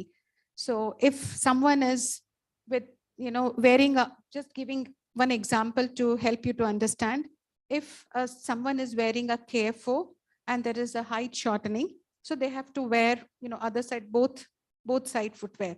But if they are without the orthosis, but then they still need to get down from the bed and then go to the toilet, and it might really affect the spine and all that. But if this person is able to manage, it can be just simple solution, one shoe with the height you give, and that works for the person to get up and then go to the, so she is expecting something, those kind of a smart solution that way, like how Saraswati in her thing that, I have attached this, or I have done this, and this is what I do for making, this is what she meant that.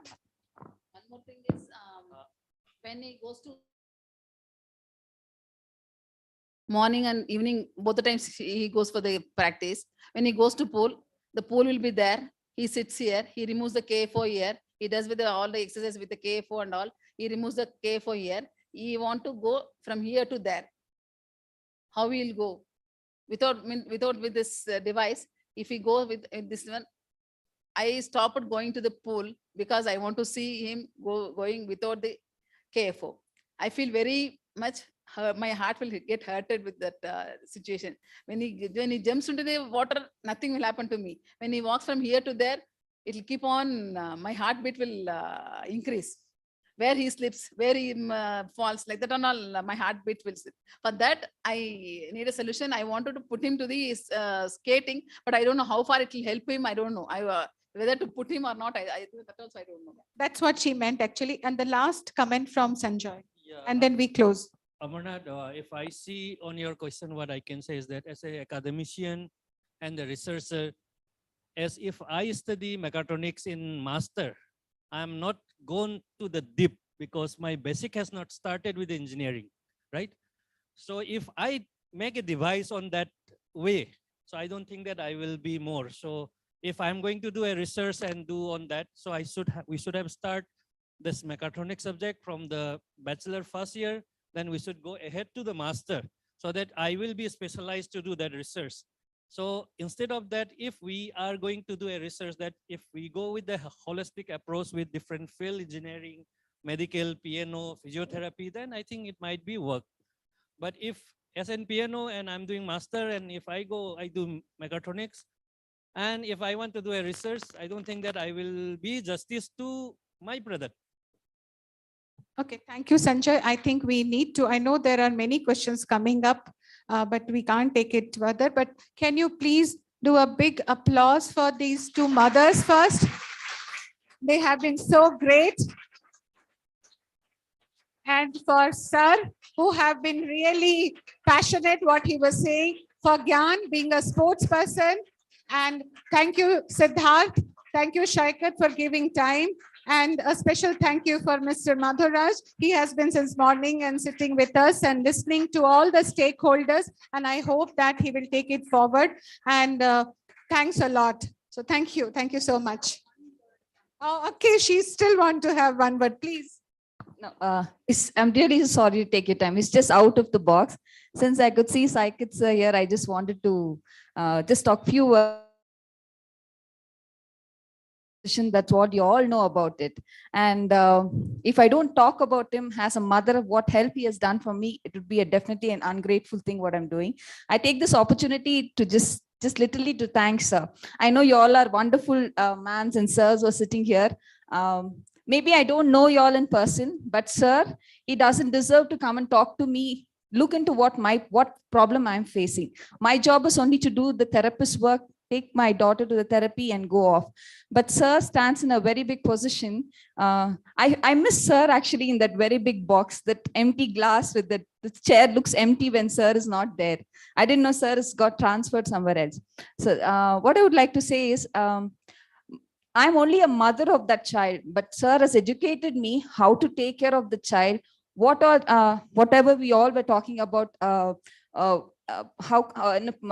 funding wise or what devices you have to do.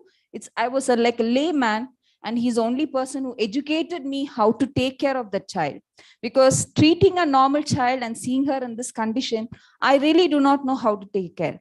But it was Sir who helped me out. And of course, I need to say Hari sir, who was in your department. I do miss that sir now, but I see a lot of Hari sirs here with too much of knowledge of how to explain, and so that his life or his particular personal things can be taken care.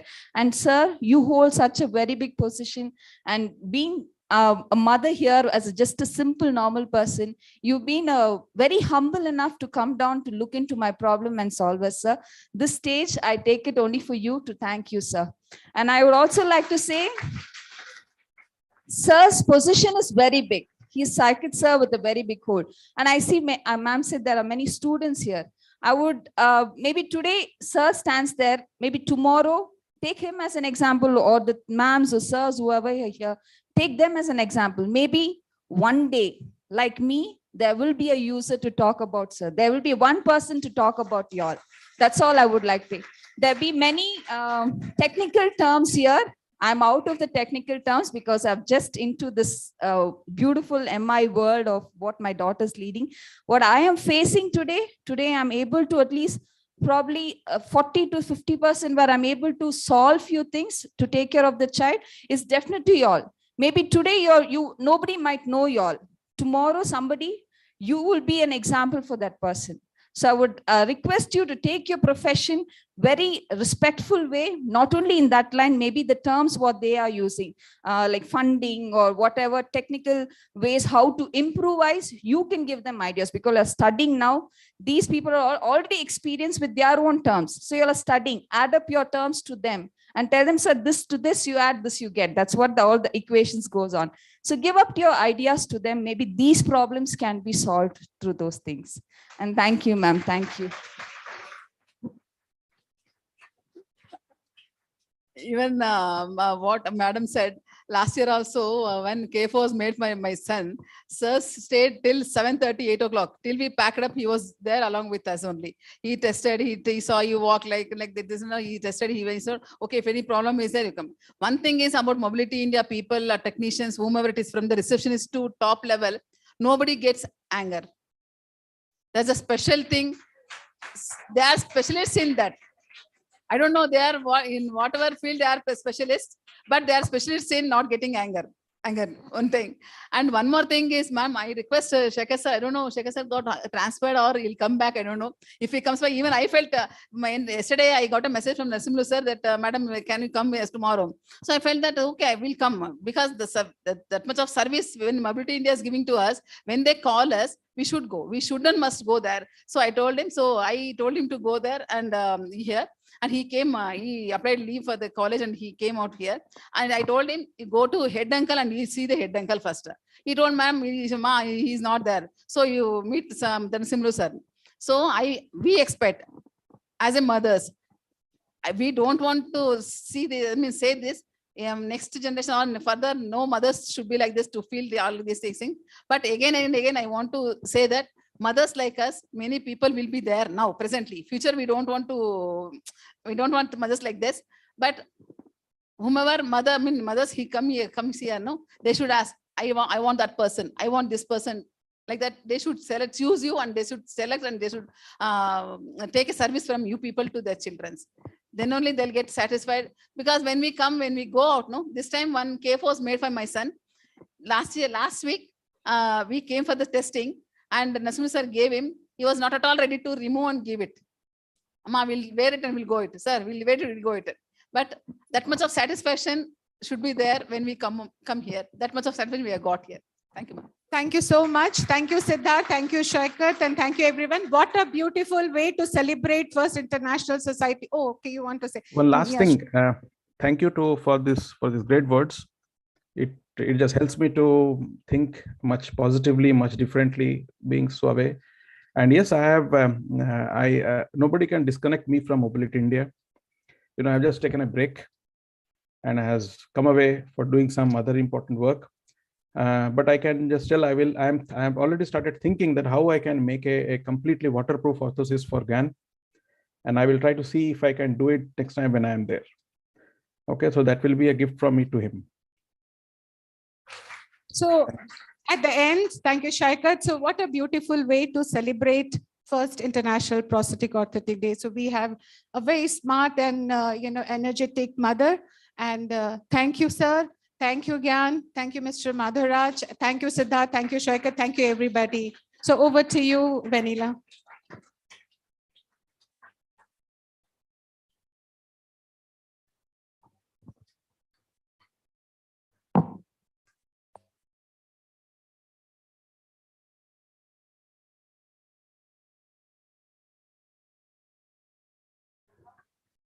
Okay, I think I request all the participants joined in the online to just keep your videos on to just take a screenshot. I request all the participants online to just on your videos.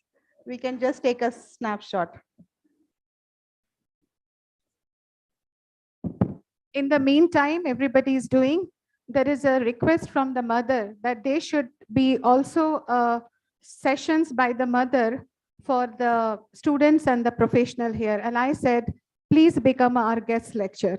So now the mothers will be added a guest lecture in our P&O program from the next. So that's the new milestone.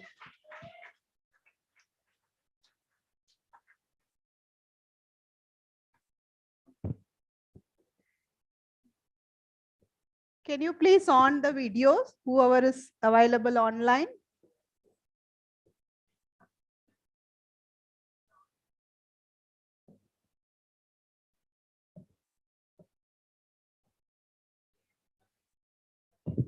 Mr. Abir, Mr. Sukhdev.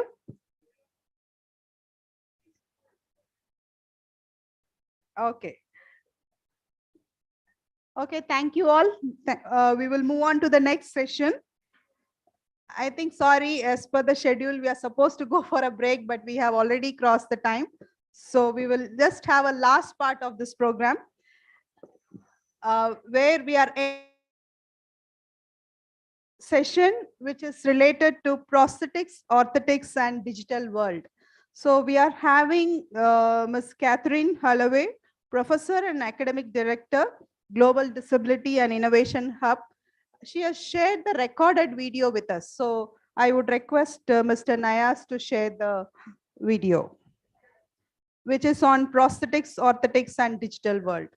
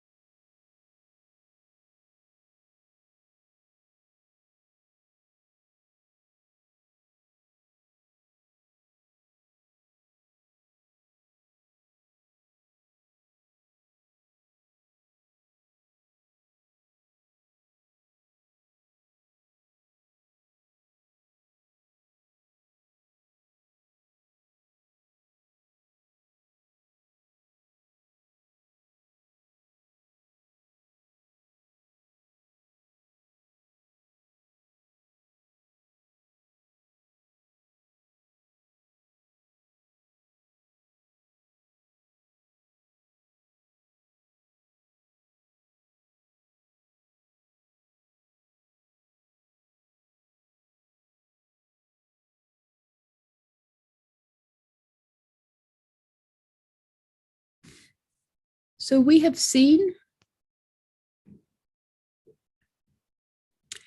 Hello, and thank you for the opportunity to present to you on prosthetics and orthotics in a digital world. My name is Cathy Holloway. I am the Academic Director of the Global Disability Innovation Hub, and I'm very sorry that I can't be there presenting live to you, but I will be on a flight between the United States of America and London.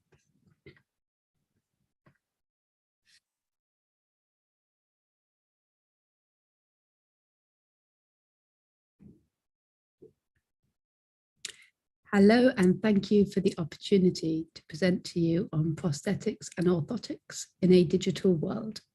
My name is Cathy Holloway. I am the Academic Director of the Global Disability Innovation Hub, And I'm very sorry that I can't be there presenting live to you, but I will be on a flight between the United States of America and London.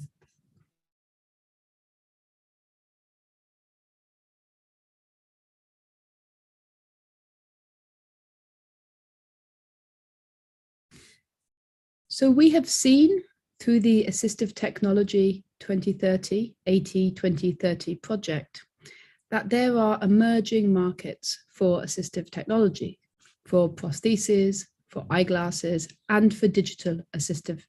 Also seen that at a grassroots level, there's an emerging number of assistive technologies coming to market, which help people in emerging markets to get access to the assistive technologies that traditional provision systems haven't been able to fill.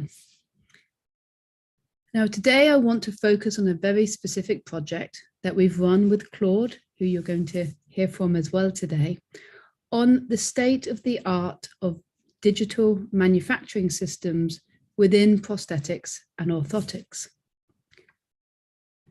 So a quick disclosure, this project is jointly funded by the UK Aid through the AT2030 programme and the World Health Organization. And the project has a very specific aim. We are looking to develop consensus on what the current state of evidence is for the use of digital technologies for the fabrication of prosthetics and orthotics. Some of you listening to me today are prosthetists, and you may use traditional methods to fit prostheses. You may think that digital technology is exciting and could help transform the way you work, or you may think it could never replace the way you work. Or maybe you think both things at different times. The interesting thing is that the community is divided. And so we wanted to understand, could we find in the literature evidence that would help us as a community come together and reach a consensus about when digital manufacturing could help people get access to prostheses and when perhaps it shouldn't be implemented. So our approach was to form a consortium, then to set the scope of the research project, then gather the evidence, then review the evidence, then have a discussion, then map, then have more discussion, and then reach a consensus. So today, as part of that discussion, although we're beginning to finalize the results, I still believe this is an ongoing conversation, and we should continually discuss and map so that we get a level of evidence that is clear for the community. Just want to show the core research team and acknowledge everybody's inputs into the project. So we reviewed the literature. About 600 papers were reviewed. And our general scope was we were looking at external devices for upper limb, lower limb, thoracic, lumbar, cervical, cranial, prosthesis or orthotics. We excluded dental and facial. We looked at complete or partially digital fabrication workflows for all P&O components. We tested methodologies across studies and components, and we looked at repair, augmentation, replication of devices using digital methods. There is a substantial discussion on digital fabrication within the article, which has just been submitted for review. So today I just want to focus on a couple of the highlights and bring to life some of the important points that we found, because we would like to hear from you what you think about these. There are almost no qualitative methodological studies that last over 7 days, and most studies don't ask people at all what they think of the device or build in ways of asking the clinicians what they think of the digital work process. So we see here that none, which means no qualitative data is collected, is pretty much the norm. And that's quite challenging because it means that we're not finding out what people feel or how people feel or how how a device or a workflow might be improving people's lives or improving the ability of devices to people. better levels of data with quantitative methods. You can see here lots more data, lots more graphs showing that there's more data for devices put on people over 7 days, more data for people who are fewer than 7 days, but still we're not seeing long-term studies. So we are seeing technologies. It might be a 3D printed prosthetic or orthotic, or it could be a new CAD/CAM digital workflow. And the devices that are finally produced are put on people for far fewer days than a week. And that's not a long time to assess the durability or sustainability of the solution.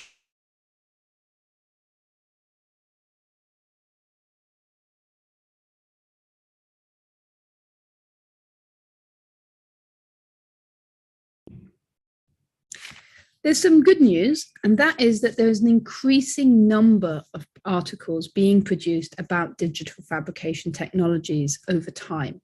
So you can see that back in 1980 something, I don't have my glasses on, I can't read my own slide, there's very few, 1 or 2 papers.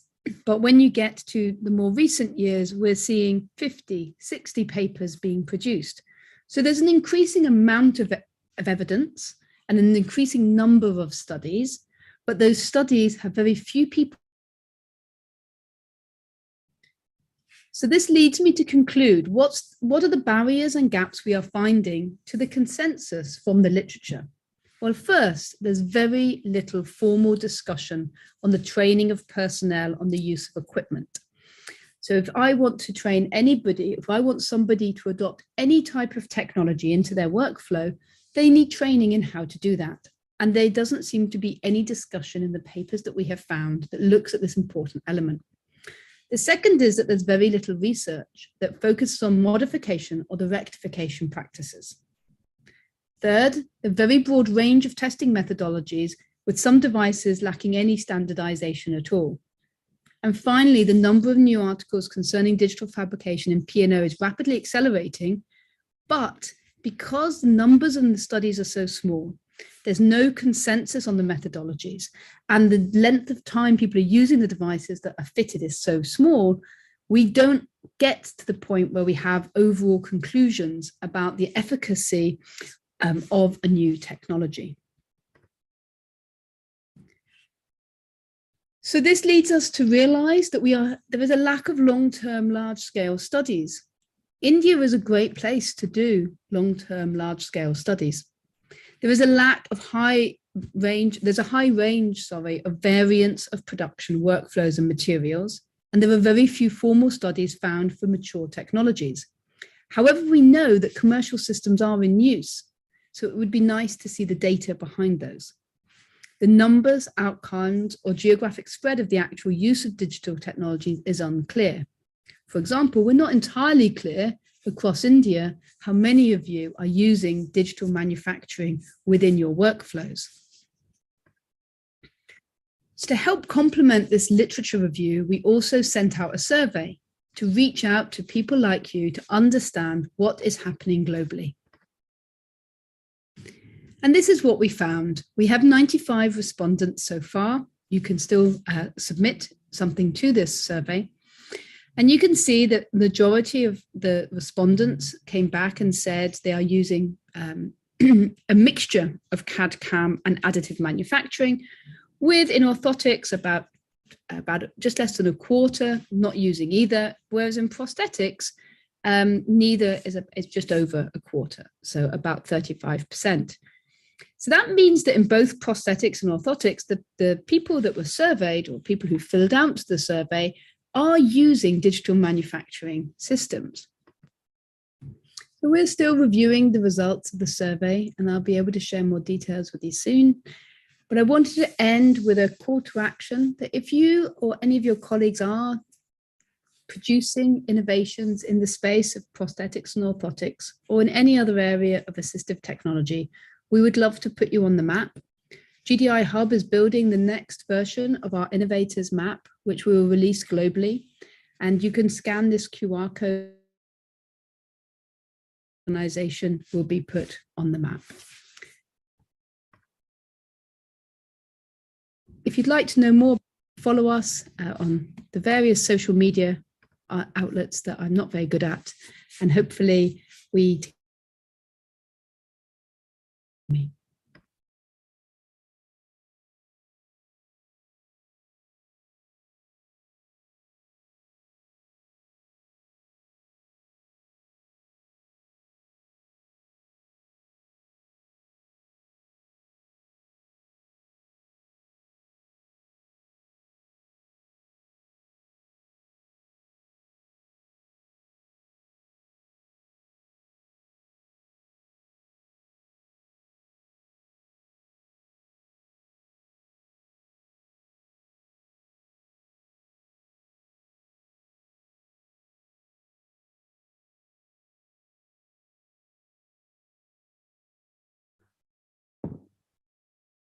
I think we thank Catherine, though she was not able to physically present, but she had shared the recorded video and hope it was informative. And coming to the last part on the certificate distribution. So we have the event quiz, which had happened, and we would like to do the certificate distribution for the same. I think Jiban is here.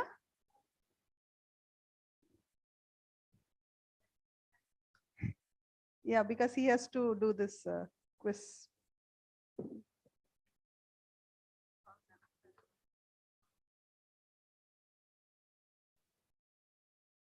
This is the third.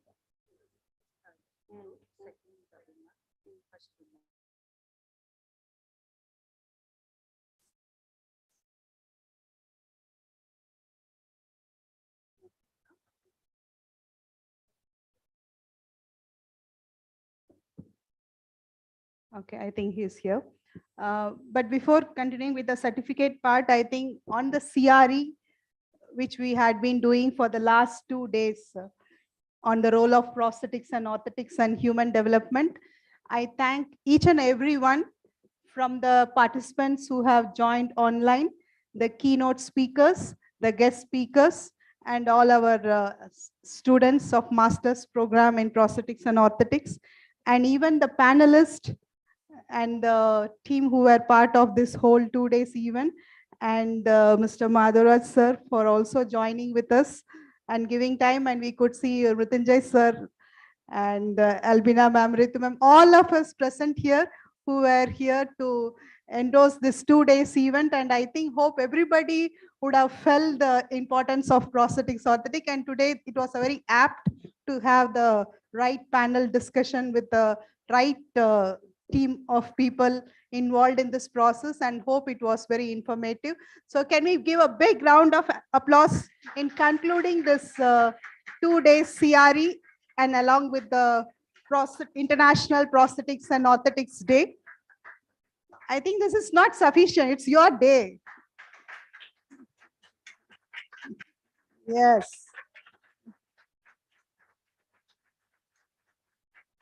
And we would like to see as the mother's expectation, lot of P&Os where the users are demanding, like we need particular people. So with that note, I would like to call upon Mr. Jibanjit. Yeah, and I think by this we are closing the CRE, and I would and we close the online as well. So thank you all for joining online virtually. Thank you, everyone.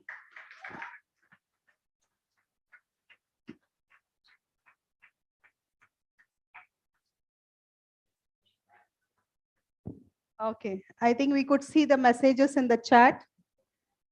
Thanks everybody for joining in these 2 days.